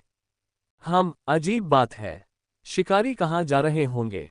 अगर मैं गलत नहीं हूं तो उन्होंने अब तक कई दिनों के लिए पर्याप्त जंगली राक्षसी जानवरों का शिकार कर लिया होगा। तो फिर वे एक ही दिन में 2 बार शिकार करने को क्यों तैयार हैं? शिकारी कभी 2 बार शिकार नहीं करते। कुछ तो गड़बड़ है, आरव ने नाइट की ओर मुड़ने से पहले खुद से बुदबुदाया। कैसा रहा? आरव ने पूछा। मैं बिना किसी की नजर में आए बस्ती के काफी करीब पहुंचने में कामयाब रहा। अधिकांश गार्ड दूसरे स्तर के हैं, जबकि शिकारी सभी तीसरे स्तर के ओर्क हैं। वहां एक चौथे स्तर का सब कैप्टन भी है। आसपास कोई जादूगर नजर नहीं आ रहा है। पूरे गांव में संभवतः लगभग 1000 निवासी हैं, लेकिन अगर हम बुजुर्गों और बच्चों को छोड़ दें तो हम मान सकते हैं कि हमें कम से कम 750 शक्तिशाली ओर्क्स का सामना करना पड़ेगा, जो टियर 2 से टियर 3 तक के होंगे। नाइट ने अपनी हालिया टोही यात्रा से संबंधित सभी विवरण प्रदान करते हुए रिपोर्ट दी। आरव ने जवाब में सिर हिलाया। हे नाइट, क्या तुम कृपया उन शिकारियों का पीछा करके हमें संकेत भेज सकते हो कि वे कहाँ जा रहे हैं? आरव ने अनुरोध किया। मैं देखना चाहता हूं कि अभी कदम उठाना उचित है या नहीं। आरव ने निष्कर्ष निकाला। नाइट अपना काम पूरा करने के लिए अंधेरे में गायब हो गया। ऐसा लगता है कि अब वह अपनी छाया शक्ति का उपयोग करने में कहीं अधिक कुशल हो गया है। आखिर उसके साथ क्या हुआ, या उसने किस प्रकार का प्रशिक्षण लिया है जिससे वह इतना कुशल हो गया है? जेम्स, जो टियर 4 क्षेत्र में प्रवेश करने के बाद से माना के उपयोग के प्रति अत्यधिक संवेदनशील हो गया था, ने आरव से पूछा। आरव ने केवल अपना सिर हिलाया और जवाब दिया। छवि, मेरा यकीन मानिए, आप यह नहीं जानना चाहेंगे कि उनका प्रशिक्षण कार्यक्रम कैसा होता है। आरव को याद आया कि उसने अपने कबीले के लोगों को सेंटोर राजकुमार सेवन के खिलाफ लड़ते हुए देखा था और कैसे वे आसानी से पराजित हो गए थे। भले ही उसने अपने राज्य को सीमित कर दिया था, फिर भी उसने उन्हें बेकार कर दिया था। हालांकि वह पूरी तरह से यह नहीं समझ पा रहा था कि उसका प्रशिक्षक दूसरी दुनिया से आए किसी व्यक्ति को क्यों जगह देगा, या सेंटोर राजकुमार अपने कबीले के लोगों को सिखाने का कष्ट क्यों उठाएगा। आरव सेंटोर की अपार शक्ति से भलीभांति परिचित था, यहां तक कि उसकी कमजोर मानसिक ऊर्जा भी सेंटोर के मजबूत मानसिक ऊर्जा कवच को भेदने में असमर्थ रही है, जो सेंटोर की उच्च श्रेणी के जीव के रूप में स्थिति को इंगित करता है, क्योंकि केवल उच्च श्रेणी के जीव ही मानसिक ऊर्जा का अभ्यास करने में सक्षम थे। सिस्टम की वजह से आरव की स्थिति अलग थी, लेकिन उसकी मानसिक ऊर्जा अभी भी उसके आसपास केवल 10 मीटर के छोटे दायरे तक ही सीमित थी। और जब वह सेंटोर राजकुमार के मानसिक कवच के पास उसके क्षेत्र में झांकने की कोशिश करते हुए पहुंचा, तो उसे ऐसा लगा मानो वह 200 मीटर चौड़े और गहरे तालाब में प्रवेश कर गया हो। इस एहसास ने उसे इस बात की पुष्टि कर दी कि सेंटोर न केवल शक्तिशाली था, बल्कि वास्तव में दुर्जय भी था। योजक चिन्ह, योजक चिन्ह। नाइट ने आरव के आदेशों का पालन किया और सफलतापूर्वक ओर्क्स का पता लगाकर उन्हें उनके गंतव्य तक पहुंचाया, एक एकांत गुफा जो लंबे समय से वीरान प्रतीत होती थी। जैसे ही 30 ओर्क गुफा में दाखिल हुए, नाइट ये सोचने से खुद को रोक नहीं पाया कि वे सभी इतनी छोटी जगह में कैसे समा गए। हालांकि जब वह उन पर नजर रखने के लिए प्रवेश द्वार के करीब पहुंचा, तो उसे गुफा के अंदर एक गुप्त प्रवेश द्वार मिला। ये स्पष्ट हो गया कि ऑकस ने इस गुप्त मार्ग का उपयोग करके ही उस स्थान तक पहुंचे होंगे जहां वे वर्तमान में हैं। जैसे ही नाइट आरव को रिपोर्ट करने के लिए तुरंत वापस लौटने पर विचार कर रहा था, उसने अपने कंधे पर एक हाथ महसूस किया। इससे पहले कि वह अपना सिर घुमा पाता, उसने अपनी पीठ पर किसी की तेज सांसों की जलन महसूस की। जब उसने आखिरकार बगल में देखा, तो सबसे पहले उसकी नजर ओर्क के मुंह के किनारे पर मौजूद थोड़े छोटे दांत और क्रोध से भरी आंखों पर पड़ी। तुम मर जाओगे, ऑक ने किसी तरह से मानव भाषा की नकल करने की कोशिश करते हुए कहा। नहीं, मैं नहीं, तुम मरोगे, नाइट ने ओर्क की खराब अंग्रेजी का मजाक उड़ाते हुए जवाब दिया। इसके जवाब में क्रोधित ओर्क ने अपना दूसरा हाथ उठाया और उसमें कुल्हाड़ी लहराई। हालांकि इससे पहले कि वह वार कर पाता, नाइट ने तेजी से अपने दोनों खंजर ओर्क की गर्दन में गाड़ दिए। ओर्क ने नाइट को आश्चर्य से देखा, वह आवाज निकालने में असमर्थ था क्योंकि खंजर उसके गले में घुस गए थे। किसी हत्यारे को अपने करीब मत आने दो, आरव हमेशा यही कहता था, लेकिन तुमने मुझे पकड़ने की भी हिम्मत की, कमीने। नाइट ने गुस्से में कहा और ओर्क की गर्दन से ब्लेड हटा दिया, जिससे खून बेरोक बहने लगा। ओर्क ने अपनी गर्दन पकड़कर खून बहना रोकने की कोशिश की, लेकिन बहुत देर हो चुकी थी। उसे पता था कि उसकी मृत्यु होने वाली है। अपने नए उपकरण प्राप्त करने के बाद अपनी पहली हत्या को देखकर नाइट खुशी से झूम उठा। एक ही वार में टियर 2 मैच के रूप में टियर 3 ओर्क को सफलतापूर्वक मारने के बाद नाइट को एहसास हुआ कि अपनी उपलब्धि दिखाने के लिए आसपास कोई नहीं था। जैसे ही यह विचार उसके मन में आया, उसने तुरंत इसे खारिज कर दिया। मैं क्या सोच रहा हूं? अगर मैंने इस बारे में शेखी मारी तो वो कमीने मुझे पीट देंगे। मुझे वापस जाकर रिपोर्ट करते समय ज्यादा विनम्र रहना चाहिए, नाइट ने अपने आप से बुदबुदाते हुए कहा, और अपनी जीत को अपने तक ही सीमित रखने की समझदारी को स्वीकार किया।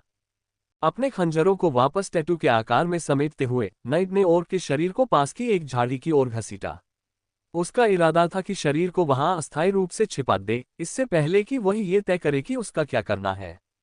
जिस ओर्क को उसने अभी अभी मारा था और जिस तरह से वह पीछे छिप गया था, उसके बारे में सोचते हुए नाइट को एहसास हुआ कि उसने गलती की है। वह पहले ऑकस के घोड़ों के पंजों के निशानों के आधार पर उनका पीछा कर रहा था और यह ध्यान देने में विफल रहा कि उनमें से एक छिपा हुआ था, ठीक उसी तरह जैसे वह झाड़ियों में छिपा हुआ था जब उसने पंजों के निशानों का पीछा करते हुए गुफा तक पहुंचा। इससे नाइट को भविष्य में ऐसी स्थितियों के प्रति अधिक सतर्क रहने की याद दिला दी गई।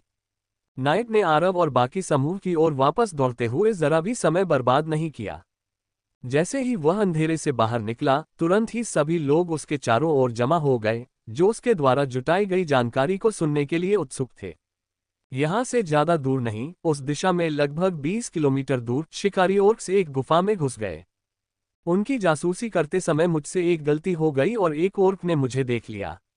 मुझे उसे मारना पड़ा, नाइट ने समझाया, उसकी आवाज में अत्यावश्यकता का भाव था। हालांकि उसने शव को ठिकाने लगा दिया था, लेकिन नाइट ने इस संभावना के बारे में चिंता व्यक्त की कि इसका जल्द ही पता चल सकता है, जिससे उनका आश्चर्य का तत्व नष्ट हो जाएगा। ब्रैंडन, जो यात्रा शुरू होने के बाद से अपेक्षाकृत शांत था, अपनी चिंता व्यक्त करने से खुद को रोक नहीं सका। तुमने खुद को गलती करने की इजाजत कैसे और क्यों दी? क्या तुम्हें अपनी असाधारण क्षमताओं के साथ इस काम के लिए आदर्श जादूगर नहीं माना जाता? 700 से अधिक ओर्क्स द्वारा पीछा किए जाने के विचार से ब्रैंडन की रीढ़ में सिहरन दौड़ गई और वह बेचैन होने लगा। आरव ने अपने आत्मविश्वास से पूर्ण रवैये का प्रदर्शन करते हुए चिंता को नजरअंदाज कर दिया। तुम इतना बेचैन क्यों हो रहे हो? मुझे लगा था कि तुम सबसे कूल हो। यह कोई बड़ी समस्या नहीं है, वैसे भी मैं हर उस ओर्क को मारने की योजना बना रहा था जिसे मैं देखूंगा। तो इसे बुरी बात न समझें, हमें बस इतना करना है कि ऑक शिकारियों को गांव लौटकर हमारी मौजूदगी की सूचना देने से पहले ही खत्म कर दें। उन्होंने आगे कहा, इस तरह हम न केवल उन्हें धरती से मिटा देंगे, बल्कि हमें नाइट द्वारा उल्लिखित गुफा की जांच करने का अवसर भी मिलेगा। मैं इसे किसी भी तरह से देखूं, यह एक बड़ी जीत है क्योंकि वे कुछ न कुछ छिपा रहे होंगे। आरव की बातों ने उसे यह पूछने के लिए प्रेरित किया, कौन ऑक का शिकार करने के लिए तैयार है? उसकी बेबाक मुस्कान पूरे समूह में फैल गई, जिससे जेम्स के समूह के अधिकांश जादूगर घबरा गए। अगाध लोक में हुई उनकी पिछली मुठभेड़ की यादें अभी भी उनके दिमाग में ताज़ा थीं, जहां उन्हें एक साथ भागना और लड़ना पड़ा था। उस स्थिति से दोबारा गुजरने की संभावना, साथ ही इस तथ्य के साथ कि वे अपने पिछले कष्ट से पूरी तरह उबर नहीं पाए थे। इससे उनकी निगाहें अपने कप्तान जेम्स की ओर मुड़ गईं। उन्होंने जेम्स को घूर कर देखा क्योंकि उसने पहले उनकी राय लिए बिना ही आरव के साथ मिशन स्वीकार कर लिया था। जेम्स को अपने ऊपर पड़ रही जानलेवा निगाहों का बोझ महसूस हो रहा था, इसलिए उसने जानबूझकर नजरें मिलाने से परहेज किया और दूसरी तरफ देखा।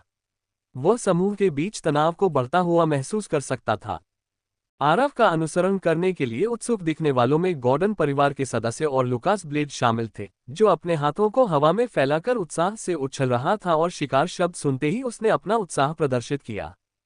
हैरानी की बात यह है कि जुड़वां भाई बहन ग्रेस और गैब्रियल ने भी हाथ उठाकर ऑक शिकार अभियान में शामिल होने की स्वेच्छा से इच्छा जताई। आरव को उनकी यह तत्परता अप्रत्याशित लगी, लेकिन अंततः उसने फैसला किया कि यही सबसे अच्छा था। अगर कुछ भी गलत होता तो वह उससे निपटने के लिए काफी करीब रहना चाहता था।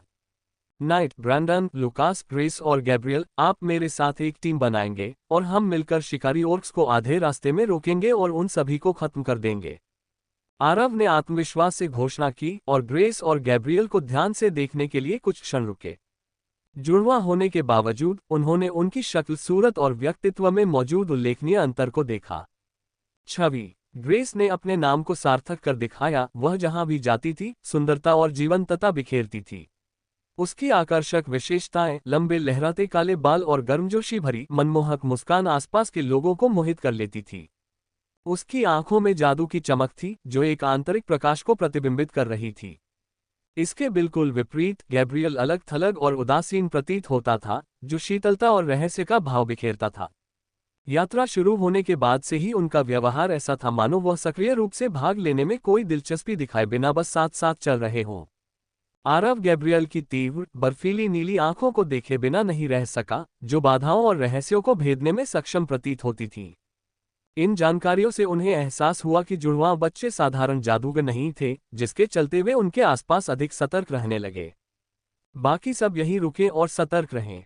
अगर किसी भी तरह से ओर्क्स अतिरिक्त सैनिक भेजते हैं तो किसी तरह से सिग्नल जलाने का रास्ता ढूंढें और शहर वापस भाग जाएं, हम आप सभी से वहीं मिलेंगे। आरव ने अपनी योजना का संक्षिप्त विवरण देते हुए निष्कर्ष निकाला। हालांकि जेम्स अपनी चिंता को छिपा नहीं सका। क्या आप निश्चित हैं? क्या इतनी कम संख्या के साथ 30 या 3 ओर्क शिकारियों का सामना करना वाकई ठीक है? आपको ये समझना होगा कि ये सभी अनुभवी योद्धा हैं। जेम्स ने अपनी चिंता व्यक्त की। उसे डर था कि कहीं एक बार फिर कुछ बहुत गलत ना हो जाए। आप निश्चिंत रहें कि मैंने पहले ही हर चीज का हिसाब लगा लिया है और मैं किसी ऐसी चीज में जल्दबाजी नहीं करूंगा जिसके बारे में मुझे यकीन नहीं है। आरव ने जेम्स और उन कुछ जादूगरों को आश्वस्त किया जिन्हें उसने गुफा के स्थान तक की यात्रा में नाइट के साथ शामिल होने के लिए चुना था। योजक चिन्ह, योजक चिन्ह, योजक चिन्ह। लगभग 30 मिनट बाद गुफा में एक और ओर्क एक गुप्त दरवाजे से निकला, जिसका इरादा अपने साथी के साथ पहरेदारी की ड्यूटी बदलने का था। हर 20 मिनट में अपनी ड्यूटी बदलना उनकी दिनचर्या का हिस्सा था। हालांकि जब उसने सीटी बजाई तो कोई प्रतिक्रिया नहीं मिली। novelfire.com पर छिपी हुई कहानियां खोजें। ओर्क ने अपनी भौहें ऊपर उठाई। उसे यह आभास हो गया कि पहरेदारी के लिए तैनात व्यक्ति ने शायद अपना कर्तव्य छोड़ दिया है। लेकिन जैसे ही वह रिपोर्ट करने के लिए अंदर लौटने वाला था, उसे एक जानी पहचानी गंध का एहसास हुआ। उसने गहरी सांस ली और उसका हाथ अपनी विशाल दोधारी कुल्हाड़ी की ओर बढ़ा। खून। ओर्क ने अपनी नाक का इस्तेमाल करके गंध के स्रोत का पता लगाने की कोशिश करते हुए कहा। नाइट ने फर्श पर फैले हुए सभी खून को साफ करने और गुफा के प्रवेश द्वार के पास किसी भी संघर्ष या लड़ाई के निशान को मिटाने में बहुत सावधानी बरती थी। हालांकि वह इस तथ्य को नजरअंदाज कर गया था कि शिकारी ओर्क्स दिन भर जंगल में रहते हैं और अपने शिकार के खून की गंध से खुद को परिचित कराते हैं। हालांकि आसपास से खून के सभी निशान हटा दिए गए थे, फिर भी हवा में खून की एक हल्की सी गंध बाकी थी। शिकारी ओर्क गंध का पीछा करता रहा जब तक कि उसे दूसरे ओर्क का मृत शरीर नहीं मिल गया, जिसे नाइट ने मारकर पास ही छिपा दिया था। ओर्क की आंखें यह एहसास होने पर चौड़ी हो गईं कि उनकी स्थिति खतरे में पड़ गई है। इससे पहले कि वह खतरे की घंटी बजा पाता, गुफा में एक जोरदार धमाका गूंज उठा और उसके माथे पर गोली के आकार का एक छेद दिखाई दिया। उस छेद के माध्यम से आरव को अपनी 2 उंगलियों को आगे बढ़ाते हुए देखा जा सकता था, जिससे बंदूक का चिन्ह बन रहा था, जबकि मिट्टी के रंग का प्रतीक उसके चारों ओर घूम रहा था। फिर उसने अपनी उंगलियों को अपने मुंह तक उठाया और उन पर फूंक मारी, जिससे उसकी उंगलियों पर मौजूद धुआं बिखर गया। 2 हो गए, अभी 28 और बाकी हैं, आरव ने अपने चेहरे पर गर्व भरी मुस्कान के साथ कहा, फिर अपनी नज़र नाइट की ओर घुमाई। मुझे याद दिला देना कि मैं तुम्हारे लिए कुछ अपघटक पाउडर या एसिड खरीद लाऊं। अगली बार हम इस तरह का कोई सबूत पीछे नहीं छोड़ सकते। भगवान का शुक्र है कि हम समय पर पहुंच गए, नहीं तो हम आश्चर्य का तत्व खो देते, आरव ने अपनी सफल कार्रवाई पर खुशी व्यक्त करते हुए कहा। गुफा के बहुत नीचे एक अज्ञात भूमिगत खदान थी जिस पर गांव की बस्ती के ओर्क्स को छोड़कर किसी भी गुट का अभी तक कोई कब्जा नहीं हुआ था। वे इसका पूरा फायदा उठा रहे थे, जिससे ये स्पष्ट होता है कि उनका गांव अपनी वास्तविक क्षमता से अधिक मजबूत क्यों लग रहा था। हालांकि उनके आकार के किसी गांव के पास अधिकतम 3रे स्तर के ओर्क्स होने चाहिए थे, लेकिन बिजली की खदान के कारण उनके पास पहले से ही एक 4थे स्तर का ओर्क और अनगिनत 3रे स्तर के ओर्क्स मौजूद थे। ये खदान कोई साधारण खदान नहीं थी, यह एक ऊर्जा खदान थी जहां प्राकृतिक रूप से पाए जाने वाले और अज्ञात ऊर्जा पत्थरों का खनन किया जा सकता था और उन्हें सीधे अवशोषित किया जा सकता था। इससे गांव की आबादी में तेजी से हुई वृद्धि का कारण स्पष्ट हो गया, जबकि यह एक नवस्थापित समुदाय था। ओर्क्स उस खदान को गुप्त रखने के लिए बेताब थे, क्योंकि अगर यह बात फैल जाती कि एक छोटा और परिवार इस तरह के मूल्यवान संसाधन पर नियंत्रण करने की कोशिश कर रहा है, तो उन्हें बड़े और गांवों द्वारा विनाश का सामना करना पड़ सकता था, जो एक बिजली खदान के मालिक होने से मिलने वाली भारी आय पर लालच रखते थे। 30 ओर्कों के नेता ने चारों ओर नजर डाली और धीरे धीरे उसे एहसास हुआ कि ड्यूटी बदलने के लिए ऊपर गया ओर्क न तो बदला गया था और न ही ऊपर से कोई खबर आई थी। उसने संघर्ष की आवाजें सुनने के लिए इंतजार करने का फैसला किया और प्रार्थना की कि उनका अभियान शिकार अभियान के बहाने छिपा रहे। 10 मिनट से अधिक इंतजार करने और ओर्क्स के कोई संकेत न मिलने के बाद उसने अनिच्छा से पास में मौजूद 5 ओर्क्स की ओर रुख किया जो शक्ति पत्थरों की खुदाई पर ध्यान केंद्रित कर रहे थे। जैसे ही उन्होंने अपनी कुल्हाड़ियों को खदान की कठोर दीवारों पर पटका, उसने उन्हें अपने पास बुलाया। अरे तुम पांचों, ऊपर जाओ और देखो कि क्या हो रहा है।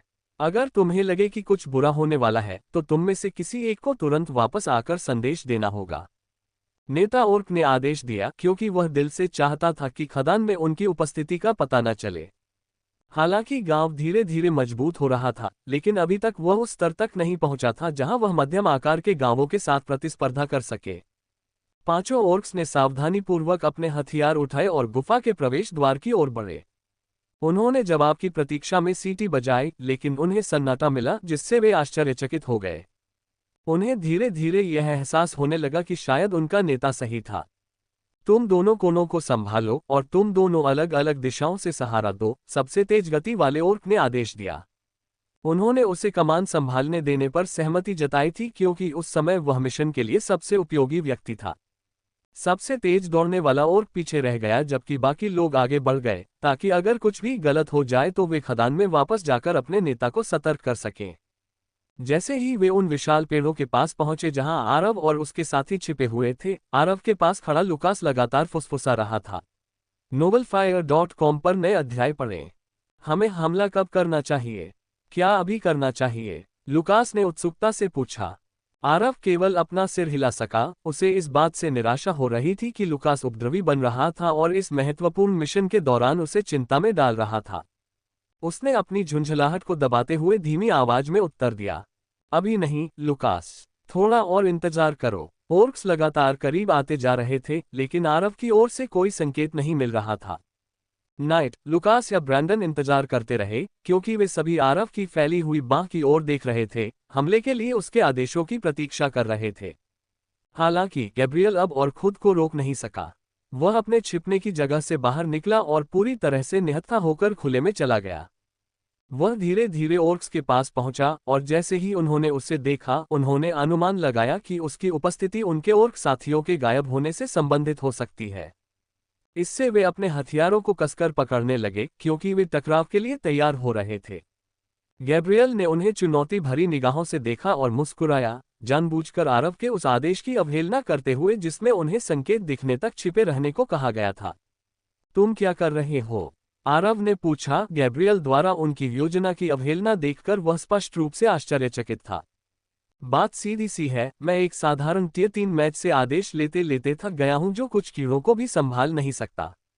गैब्रियल ने जवाब दिया और अपना ध्यान पास आ रहे 4 ओर्क्स की ओर मोड़ते हुए उसने अपने हाथ आगे बढ़ाए, मानो कोई मंत्र पढ़ने की तैयारी कर रहा हो। लेस देन निम्न स्तरीय मंत्र, फ्रॉस्ट बाइट ग्रेटर देन। चौथे स्तर के जादूगर के रूप में अपने अनुभव के कारण गैब्रियल तुरंत ही निम्न स्तर के मंत्रों का उच्चारण करने में सक्षम था। उसकी पहली पसंद फ्रॉस्ट बाइट मंत्र का प्रयोग करना था। ठंडी हवा का एक झोंका पूरे इलाके में बह गया जिससे हर चीज पर पाले की एक पतली परत जम गई। जैसे जैसे तापमान गिरता गया और उस जादू के प्रभाव में आए सभी लोग सुन्न महसूस करने लगे। आरव ने गैब्रियल की टीमवर्क की कमी पर गुस्सा निकाला और एक छोटी सी लौ उत्पन्न की जिससे फ्रॉस्टबाइट मंत्र के प्रभावों से खुद को बचाने के लिए गर्मी का एक घेरा बन गया। दूसरी ओर ग्रेस पर जादू का कोई असर नहीं दिखा। आरव सोच रहा था कि ग्रेस का लचीलापन उसकी ताकत के कारण था या गैब्रियल जानबूझकर उन्हें निशाना बना रहा था। जिन 4 ओर्क्स को निशाना बनाया गया था वे खुद को फंसा हुआ पाते हैं। उनकी त्वचा पर जमी बर्फ धीरे धीरे ऊपर की ओर बढ़ती गई जिससे उनके लिए हिलना डुलना मुश्किल हो गया क्योंकि उनके नीचे की जमीन बेहद फिसलन भरी हो गई थी। आह, मार डालो! एक ओर्क भड़क उठा और उसने ची ऊर्जा का एक विस्फोट किया जिससे मंत्र बाधित हो गया। उनके सहकर्मी ठंड से मुक्त हो गए और उनके आसपास की जमीन अपनी सामान्य स्थिति में लौट आए। हालांकि इस प्रयास से वह काफी कमजोर प्रतीत हुए। इस बलिदानपूर्ण कृत्य को देखकर शेष 3 ओर्क गैब्रियल की ओर दौड़े जो अभी भी अपना हाथ फैलाए खड़ा था। ये तो बिल्कुल बर्बर लोग हैं। अगर तुम इससे बच भी गए तो भी मुझे एक और जादू करना ही पड़ेगा, गैब्रियल ने आत्मविश्वास से कहा। लेस देन निम्न स्तरीय मंत्र, क्रिस्टल स्पाइक ग्रेटर देन। ये सुनकर तीनों ओर्क्स के चेहरे गंभीर हो गए। ये स्पष्ट था कि वे क्रिस्टल स्पाइक मंत्र के आसन खतरे से अवगत थे। लेकिन उनमें से केवल एक ने ही समय रहते प्रतिक्रिया करते हुए ऊंची छलांग लगाई, फिर भी वह सुरक्षित नहीं लग रहा था क्योंकि फ्रॉस्टबाइट मंत्र के कारण जमी हुई जमीन से नुकीले क्रिस्टल के टुकड़े बेतरतीब ढंग से निकलने लगे थे। ये स्पष्ट हो गया कि दोनों मंत्र एक दूसरे के पूरक थे और गैब्रियल ने कुशलतापूर्वक इसका लाभ उठाया था। पहला हताहत चौथा ओर्क निकला जिसने अपने साथियों को मुक्त कराने में अपनी सारी की हुई ऊर्जा खर्च कर दी थी। गैब्रियल ने लगातार अपना सिर बर्फ के टुकड़ों से टकराया जो उसे अलग अलग दिशाओं से जकड़ रहे थे। जब उसने उससे निपट लिया तो उसने बाकी दो ओर्क्स के पैरों में कई चोटें पहुंचाईं, जिससे उनकी हरकतें बाधित हो गईं और उसके लिए उनके दिलों में टुकड़े भेजकर उन्हें मारना आसान हो गया। पूरा समूह विस्मय से देखता रहा जब गैब्रियल ने निम्न स्तर के मंत्रों को घातक हमलों में बदल दिया। एकमात्र ओर्क जो बिना किसी चोट के बच निकलने में कामयाब रहा वह वही था जिसने तुरंत प्रतिक्रिया दी और खतरे से बचने के लिए छलांग लगा दी। अपने मारे गए साथियों के गुस्से से भरा हुआ ओर्क नीचे उतरते हुए अपनी तलवार लहरा रहा था। उसका इरादा गैब्रियल को मारकर अपने दोस्तों की मौत का बदला लेने का था। और गैब्रियल ने बस अपने हाथों को बगल में घुमाया और एक और मंत्र पढ़ा। मध्यम स्तर का मंत्र बर्फ प्रतिशोध। बर्फ से बनी एक विशाल ढाल प्रकट हुई जिसने ऑक के हथियार के संपर्क में आने से पहले ही उसकी सारी ऊर्जा को सोख लिया। ढाल के चारों ओर एक तेज रोशनी चमकी जिसने हवा में मौजूद ओर्क की ओर एक शक्तिशाली ची हमला किया। ढाल ने ओर्क के हमले को अवशोषित और प्रवर्धित कर दिया, फिर उसे वापस ओर्क की ओर भेज दिया जिससे उसे गंभीर चोटें आईं और वह हवा में उड़ गया।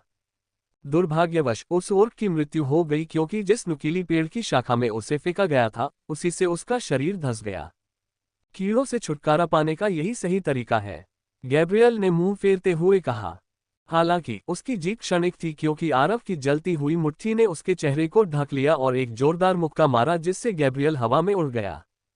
तुम्हारी हिम्मत कैसे हुई? गैब्रियल चिल्लाया और अपने हाथ में भयंकर बर्फीली चमक लिए जमीन से उठ खड़ा हुआ। दूसरी ओर आरव किसी भी संभावित हमले के लिए पहले से ही तैयार था क्योंकि उसने अपने टैटू को बुलाया और उन्हें अपने सैलामेंडर कवच सेट में परिवर्तित कर रहा था। लेकिन इससे पहले कि वे आपस में भिड़ पाते, ग्रेस उनके बीच में आ गई। उसने अपने हाथ गैब्रियल पर रखे और उसके जादू को इस तरह गायब कर दिया जैसे कि वह कभी किया ही न गया हो। अपने भाई को देखते हुए ग्रेस के चेहरे पर मुस्कान बनी रही। अब तुम गड़बड़ नहीं करना चाहते हैं ना? वह करीब आए और गैब्रियल के कान में कुछ फुसफुसाते हुए बोली। उसके होठों पर अब भी मुस्कान थी। आरव ने ध्यान से सुनने की कोशिश की लेकिन शब्द उसके कानों तक नहीं पहुंचे। उसे बस इतना पता था कि गैब्रियल का अब हमला करने का कोई इरादा नहीं था। गैब्रियल ने नाक सिकुड़ी और अपनी नजरें दूसरी तरफ घुमा ली जिससे आरव को अपना कवच वापस खींचने का संकेत मिला क्योंकि उसे लगा कि आसन खतरा टल गया है। नहीं, तुम्हें हमें पहले हमला करने देना चाहिए था, अब तो उन्होंने ही हमें मार गिराया है। लुकास ने तलवार को कसकर पकड़ते हुए गुस्से में शिकायत की।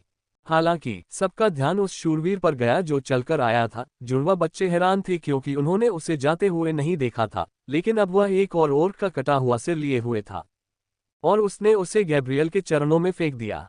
तुम्हारी गंदगी मैंने साफ कर दी, नाइट ने अपने समूह के बाकी सदस्यों के पास पहुंचते हुए घोषणा की। ये सब ब्रैंडन, लुकास और आर्थर के साथ हुआ था जिन्होंने गैब्रियल और ग्रेस से दूरी बना ली थी। मेरा गड़बड़ से तुम्हारा क्या मतलब है? गैब्रियल गुस्से में भड़क उठा।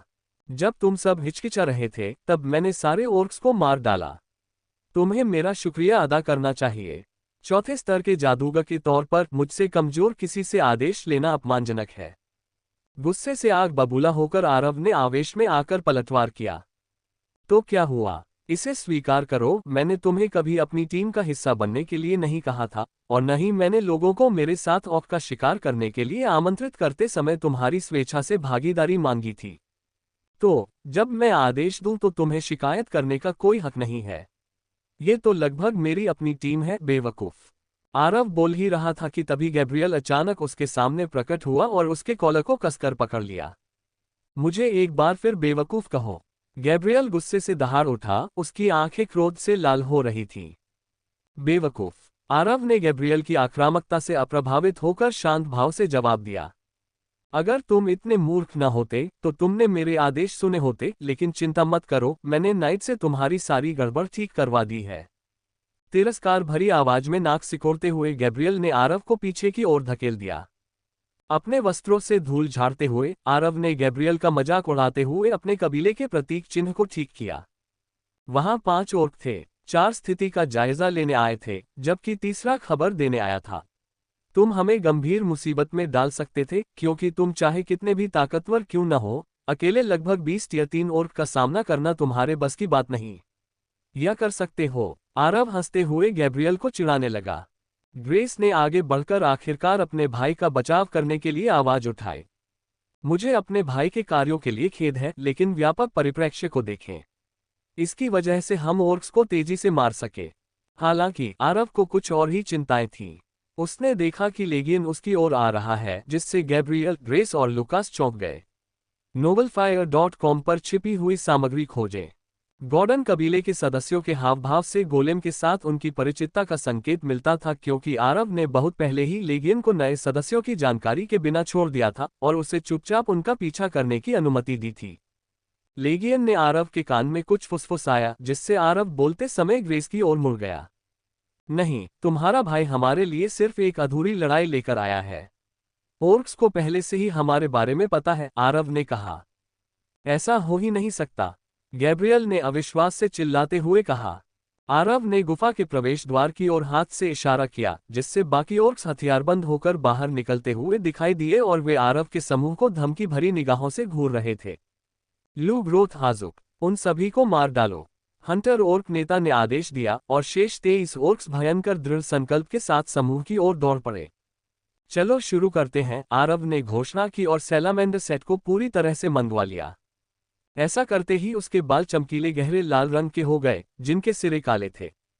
अब उनके बालों का रंग लाल हो गया था, जिसने काले रंग के अधिकांश हिस्से को ढक लिया था। मुझे लगा था कि तुम कभी नहीं पूछोगे, लुकास ने आखिरकार अपनी तलवार निकालने का मौका पाकर कहा। ग्रेस और गैब्रियल पीछे हट गए और खुद को आने वाले युद्ध से दूर कर लिया। देखते हैं तुम मेरी मदद के लिए कैसे गिड़गिड़ाते हो, गैब्रियल ने ताना मारा, लेकिन आरव ने उसकी बात पर कोई ध्यान नहीं दिया। अभी, आरव ने आदेश दिया और ब्रैंडन आगे बढ़ा। लेस देन निम्न स्तरीय मंत्र गड़गड़ाहट ग्रेटर देन। उसने अपने शरीर से पृथ्वी की ऊर्जा प्रवाहित की, जिससे जमीन कांप उठी और ऑकस की ओर झटकेदार तरंगे भेजी, जिससे उनकी गतिविधियां स्थिर हो गईं। इसके बाद ब्रैंडन आगे बढ़ा और अपनी कृपाण और तलवार से सटीक वार करते हुए 2 घायल ओर्क्स को सफलतापूर्वक पीछे धकेल दिया। हालांकि अचानक ही एक ओर्क ने उस पर जोरदार प्रहार किया, जिससे वह पीछे की ओर उड़ गया। ब्रैंडन से थोड़ा धीमा चलने वाला लुकास अपनी ची ऊर्जा से परिपूर्ण तलवार की रोशनी की किरणें छोड़ता है, जिससे 3 ओर्क्स का सिर धड़ से अलग हो जाता है, लेकिन तभी उसका सामना 5 ओर्क्स के एक समूह से होता है, जो उसे रोके रखते हैं। आरव तेजी से हंटिंग ओर्क नेता की ओर झपटा। उसने अपनी चांददाव तलवार घुमाए और ओर्क की ओर एक रहस्यमय ज्वाला छोड़ी। उसने अपनी जन्मजात ज्वाला विद्या को चांददाव विद्या के साथ संयोजित करने का प्रयास किया था, और यह पूरी तरह से सफल रहा। हालांकि नेता को कम आंका जाना गलत साबित हुआ, क्योंकि उसने जमीन पर लात मारी, जिससे रेत की लहरें आरव की ओर बढ़ीं और उसकी दृष्टि बाधित हो गई। आरव इस बात पर विचार कर रहा था कि ओर्क उसकी रहस्यमयी ज्वाला का मुकाबला कैसे करेगा, और मन ही मन वह अपने प्रतिद्वंद्वी को कम से कम कुछ चोटें पहुंचाने की कामना कर रहा था। अचानक आरव की इंद्रियों में झुंझुनी सी महसूस हुई, क्योंकि उसने किसी को अपने 10 मीटर के मानसिक डिटेक्टर की सीमा पार करते हुए महसूस किया। तलवार लिए एक ओर्क ने आरव के पैरों को काटने के इरादे से नीचे की ओर एक क्रूर प्रहार किया। इस दुर्भावनापूर्ण कदम को देखकर आरव ने अपनी पूरी शक्ति का प्रदर्शन करने का फैसला किया और टाइटन को बुलाया। हालांकि शुरू में उनका इरादा जुड़वां बच्चों, गैब्रियल और ग्रेस की गतिविधियों का आकलन करने तक अपनी पूरी ताकत को छिपाए रखने का था, लेकिन उन्हें एहसास हुआ कि ज्यादातर लोग पहले से ही इस तथ्य से अवगत थे कि उनके पास टाइटन और लेगियन है, क्योंकि वे उनके मुख्य गोलेम थे। टाइटन के प्रकट होते ही उसने आती हुई तलवार को देख लिया और तेजी से उसकी ओर छलांग लगा दी।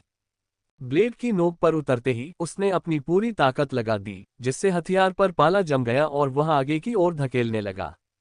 टाइटन ने ओर्क के जबड़े पर घुटने से वार किया, जिससे ओर्क लड़खड़ाकर पीछे की ओर गिर गया, लेकिन तभी पीछे से एक भाला उसके दिल में जा लगा। लेगियन ने अपने चेहरे पर संतुष्टि भरी मुस्कान लिए खुद को प्रकट किया। शानदार टीम वर्क, लेगियन ने प्रशंसा करते हुए भाला हटा दिया और ओर्क को उसकी मृत्यु का सामना करने दिया। हत्यारा, टाइटन ने गुस्से से कहा और अपना हाथ घुमाकर एक अन्य ओर्क के सिर पर अपना गदा दे मारा, जो आरव के पास आने और ओर्क नेता के साथ चल रही उसकी लड़ाई को बाधित करने की कोशिश कर रहा था। अचानक ऑक नेता कहीं से प्रकट हुआ, उसने कंधे से वार किया और फिर अपनी कुल्हाड़ी से आरव पर हमला किया। तेजी से प्रतिक्रिया करते हुए कंधे से हुए हमले के बाद आरव बल कुल्हाड़ी के हमले से बच गया। इस मौके का फायदा उठाते हुए आरव ने अपनी तलवार से ओर्क की गर्दन पर वार किया, जिससे वह पीछे हट गया और उसने अपना हथियार छोड़ दिया। दृढ़ निश्चय के साथ ओर्क ने नीचे की ओर छलांग लगाए और आरव को गिराने के प्रयास में उसकी कमर को पकड़ लिया। इससे विचलित न होकर आरव ने चांगदाव की मूठ से ओर्क की पीठ पर प्रहार करके पलटवार किया और फिर अपनी तलवार को बलपूर्वक एक तरफ फेंक दिया। आर्गध ओर्क की कमर पर मजबूत पकड़ के साथ आरव ने अपनी अपार शक्ति का उपयोग करके उसे ऊपर उठाया और जोर से जमीन पर पटक दिया। और चांगदाव को बुलाकर, जो उड़कर उसके हाथों में वापस आ गिरा, उसने बिना किसी झिझक के उसे सीधे ओर्क के सिर में घुसा दिया, जिससे उसकी जान चली गई।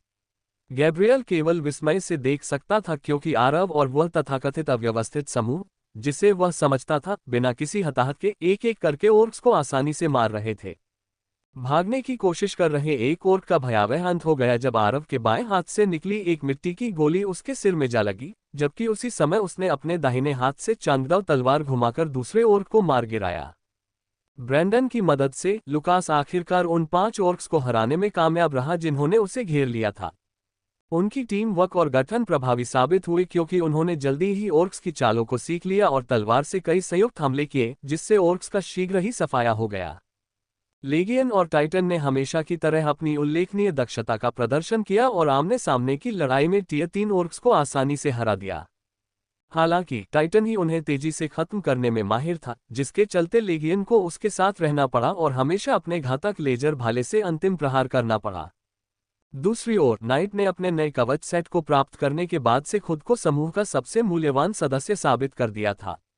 अराजकता से लड़ने में अपने अद्वितीय कौशल के साथ उसने अकेले ही 7 ओर्क्स की हत्या कर दी, अंधेरे में छिपकर आगे बढ़ते हुए और अपनी कटार के एक ही वार से सीधे गर्दन पर वार करके अपने दुश्मनों को तेजी से मार गिराया। आखिरी ओर्क के गिरने के बाद आरव ने अपनी नज़र गैब्रियल की ओर घुमाई, जो ऐसा लग रहा था मानो उसे अभी अभी अपने शब्द निगलने के लिए मजबूर किया गया हो। आरव ने कुछ नहीं कहा, लेकिन उसकी आंखों ने बहुत कुछ कह दिया, संदेश स्पष्ट रूप से व्यक्त कर दिया। हमें तुम्हारी जरूरत नहीं है। यह अच्छा था, ल्यूकस ने ब्रैंडन पर कूदते हुए कहा, जिसे ऐसा लगा जैसे उसने ल्यूकस में आथा का एक और रूप पा लिया हो, क्योंकि दोनों में एक जैसी विलक्षणता थी। कुछ क्षणों बाद लुकास टाइटन के चारों ओर चक्कर लगाने लगा और नए छात्रों के बीच प्रसिद्ध बर्फ के गोलेम की शारीरिक संरचना का अध्ययन करने लगा। स्क्रीन पर देखना और असल जिंदगी में देखना 2 अलग अलग बातें हैं। यह एक बर्फीली ठंडी प्रवृत्ति को दर्शाता है और ऐसा लगता है कि यह किसी प्रकार की हत्या की मंशा को दबा रहा है। कितना भयावह है। टाइटन के शरीर का विश्लेषण करते हुए लुकास ने टिप्पणी की, जिससे गोलेम बड़बड़ाने लगा। आप दोनों यहीं हमारा इंतजार कर सकते हैं। हम गुफा में जाकर देखेंगे कि वे असल में यहाँ क्या छिपा रहे हैं। अपना उद्देश्य पूरा करने के बाद मैं आप दोनों को जेम्स के हवाले कर दूंगा। ये स्पष्ट है कि आप इस टीम का हिस्सा नहीं बनना चाहते, इसलिए हमें दिखावा जारी रखने की कोई आवश्यकता नहीं है, आरव ने अपने निर्णय पर अडिग रहते हुए घोषणा की। जैसे ही आरव और उसके साथी गुफा में दाखिल हुए, ग्रेस और गैब्रियल वहीं रुक गए। मुझे उससे नफरत है, गैब्रियल ने अपनी बहन से शिकायत की। उस छोटे से द्वितीय श्रेणी के जादूगर की हिम्मत कैसे हुई हमसे इस तरह बात करने की, मुझे उसे तुरंत मार देना चाहिए था। ऐसा करने से तुम्हें कोई फायदा नहीं होगा।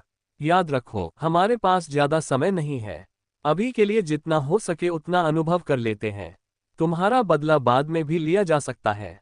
आखिर ये हमारे हित में ही तो है, ग्रेस ने मुस्कुराते हुए जवाब दिया। अपनी यात्रा novelfire.com पर जारी रखें। मैं उन्हें अभी जाने देता हूं और यह स्वीकार करता हूं कि मैंने उन्हें कमाका था। किसने सोचा होगा कि आरव के पास न केवल आंशिक आध्यात्मिक उपकरण है, बल्कि उसके कबीले के नाइट के पास पूर्ण आध्यात्मिक उपकरण भी है, गैब्रियल ने सोचा। अगर हमने जल्दबाजी में कोई कदम उठाया होता तो हम सुरक्षित बाहर नहीं निकल पाते। उनके हमले हमें चौंका देते। कृपया खुद पर ध्यान दें, ग्रेस ने बीच में कहा। जब तक आप मेरी बात सुनते रहेंगे, हम अप्रत्याशित स्थिति में नहीं फंसेंगे।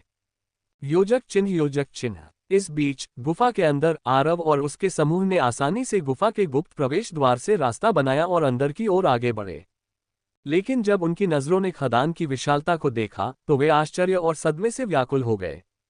हम अमीर हो गए, लुकास ने खदान की दीवारों पर हाथ फेरते हुए कहा।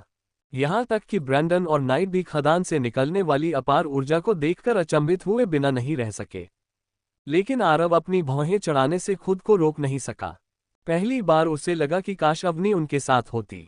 नीचे झपट्टा मारते हुए उसने उन सभी प्राकृतिक कम शक्ति वाले पत्थरों को इकट्ठा कर लिया जिन्हें ओर्क्स ने खनन करके निकाला था और जिन्हें वे अपने अंतरिक्ष वलय में जमा करने का मौका नहीं पा सके थे। ये संरचना संभवतः पृथ्वी द्वारा सांसारिक ऊर्जा के एक महत्वपूर्ण अंश को अवशोषित करने का परिणाम है। ऐसा लगता है कि ओक यहाँ बसने के बाद इसे खोजने में महज भाग्यशाली रहे। शायद यही कारण है कि उनकी शक्ति इतनी तेजी से बढ़ रही है, नाइट ने अपने द्वारा विकसित एक सिद्धांत साझा करते हुए उत्तर दिया। मेरे मन में भी यही विचार आया था। असली सवाल तो यह है कि हम इसके बारे में क्या करेंगे। ये स्पष्ट है कि उनके पास अभी भी बहुत सारे तीसरे दर्जे के ओर्क हैं। मुझे लगता है कि मैंने ये पता लगा लिया है कि इतनी बड़ी संख्या होने के बावजूद उनके पास चौथे दर्जे के ओर्क क्यों नहीं है, आरव ने आगे कहा। शायद इसका कारण यह है कि वे खदान से प्राप्त शक्ति पत्थरों का उपयोग अपने क्षेत्र को बढ़ावा देने के लिए कर रहे हैं। इस गुफा से प्राप्त शक्ति पत्थर प्रकृति के निम्न स्तर के शक्ति पत्थर हैं और किसी भी जीव को केवल तीसरे स्तर के शिखर तक ही पहुंचा सकते हैं। इससे किसी को भी मिड रैंक रील्म्स तक नहीं पहुंचाया जा सकता। चलो बाकी दस्ते के पास वापस चलते हैं और एक उचित योजना बनाते हैं। हम अकेले इन शक्ति पत्थरों का खनन नहीं कर सकते। हमें ऑकस और पूरे दस्ते का ध्यान रखना होगा, कहीं कुछ गड़बड़ न हो जाए। आरव ने अपनी बात समाप्त की और बाकी समूह ने भी उससे सहमति जताई। योजक चिन्ह। इसी बीच अकादमी में कहीं और केथरा को एस्ट्रेड की तलाश में इगोर की चोटी पर चढ़ते हुए देखा जा सकता था। एस्ट्रेड के कमरे में पहुंचने पर उसने पाया कि पूरा गिरोह वहां मौजूद था। अरे, मेरे पास एक अच्छी खबर है। मुझे पता है कि आपको इसमें दिलचस्पी होगी, केथरा ने तुरंत कहा। चुप हो जाओ। पिछली बार जब तुम यहाँ एक तथाकथित अच्छे विचार के साथ आए थे तो मैंने अपने लगभग आधे सर्वश्रेष्ठ जादूगर खो दिए, मुझे शिष्य के पद से हटा दिया गया और अब तुम फिर से यहाँ आने की हिम्मत कर रहे हो। इस कमीने को यहाँ से बाहर निकालो। एस्ट्रेड गुस्से से भड़क उठी। लेकिन जैसे ही दो जादूगर केथरा के करीब पहुंचे उसने जोर से चिल्लाया, मैं कसम खाती हूँ, बदला लेने का यह एक और कारण है। मुझे अभी अभी विश्वसनीय जानकारी मिली है कि जिस कमीने का हमने पहले पीछा किया था वह पाताल लोक में लौट आया है।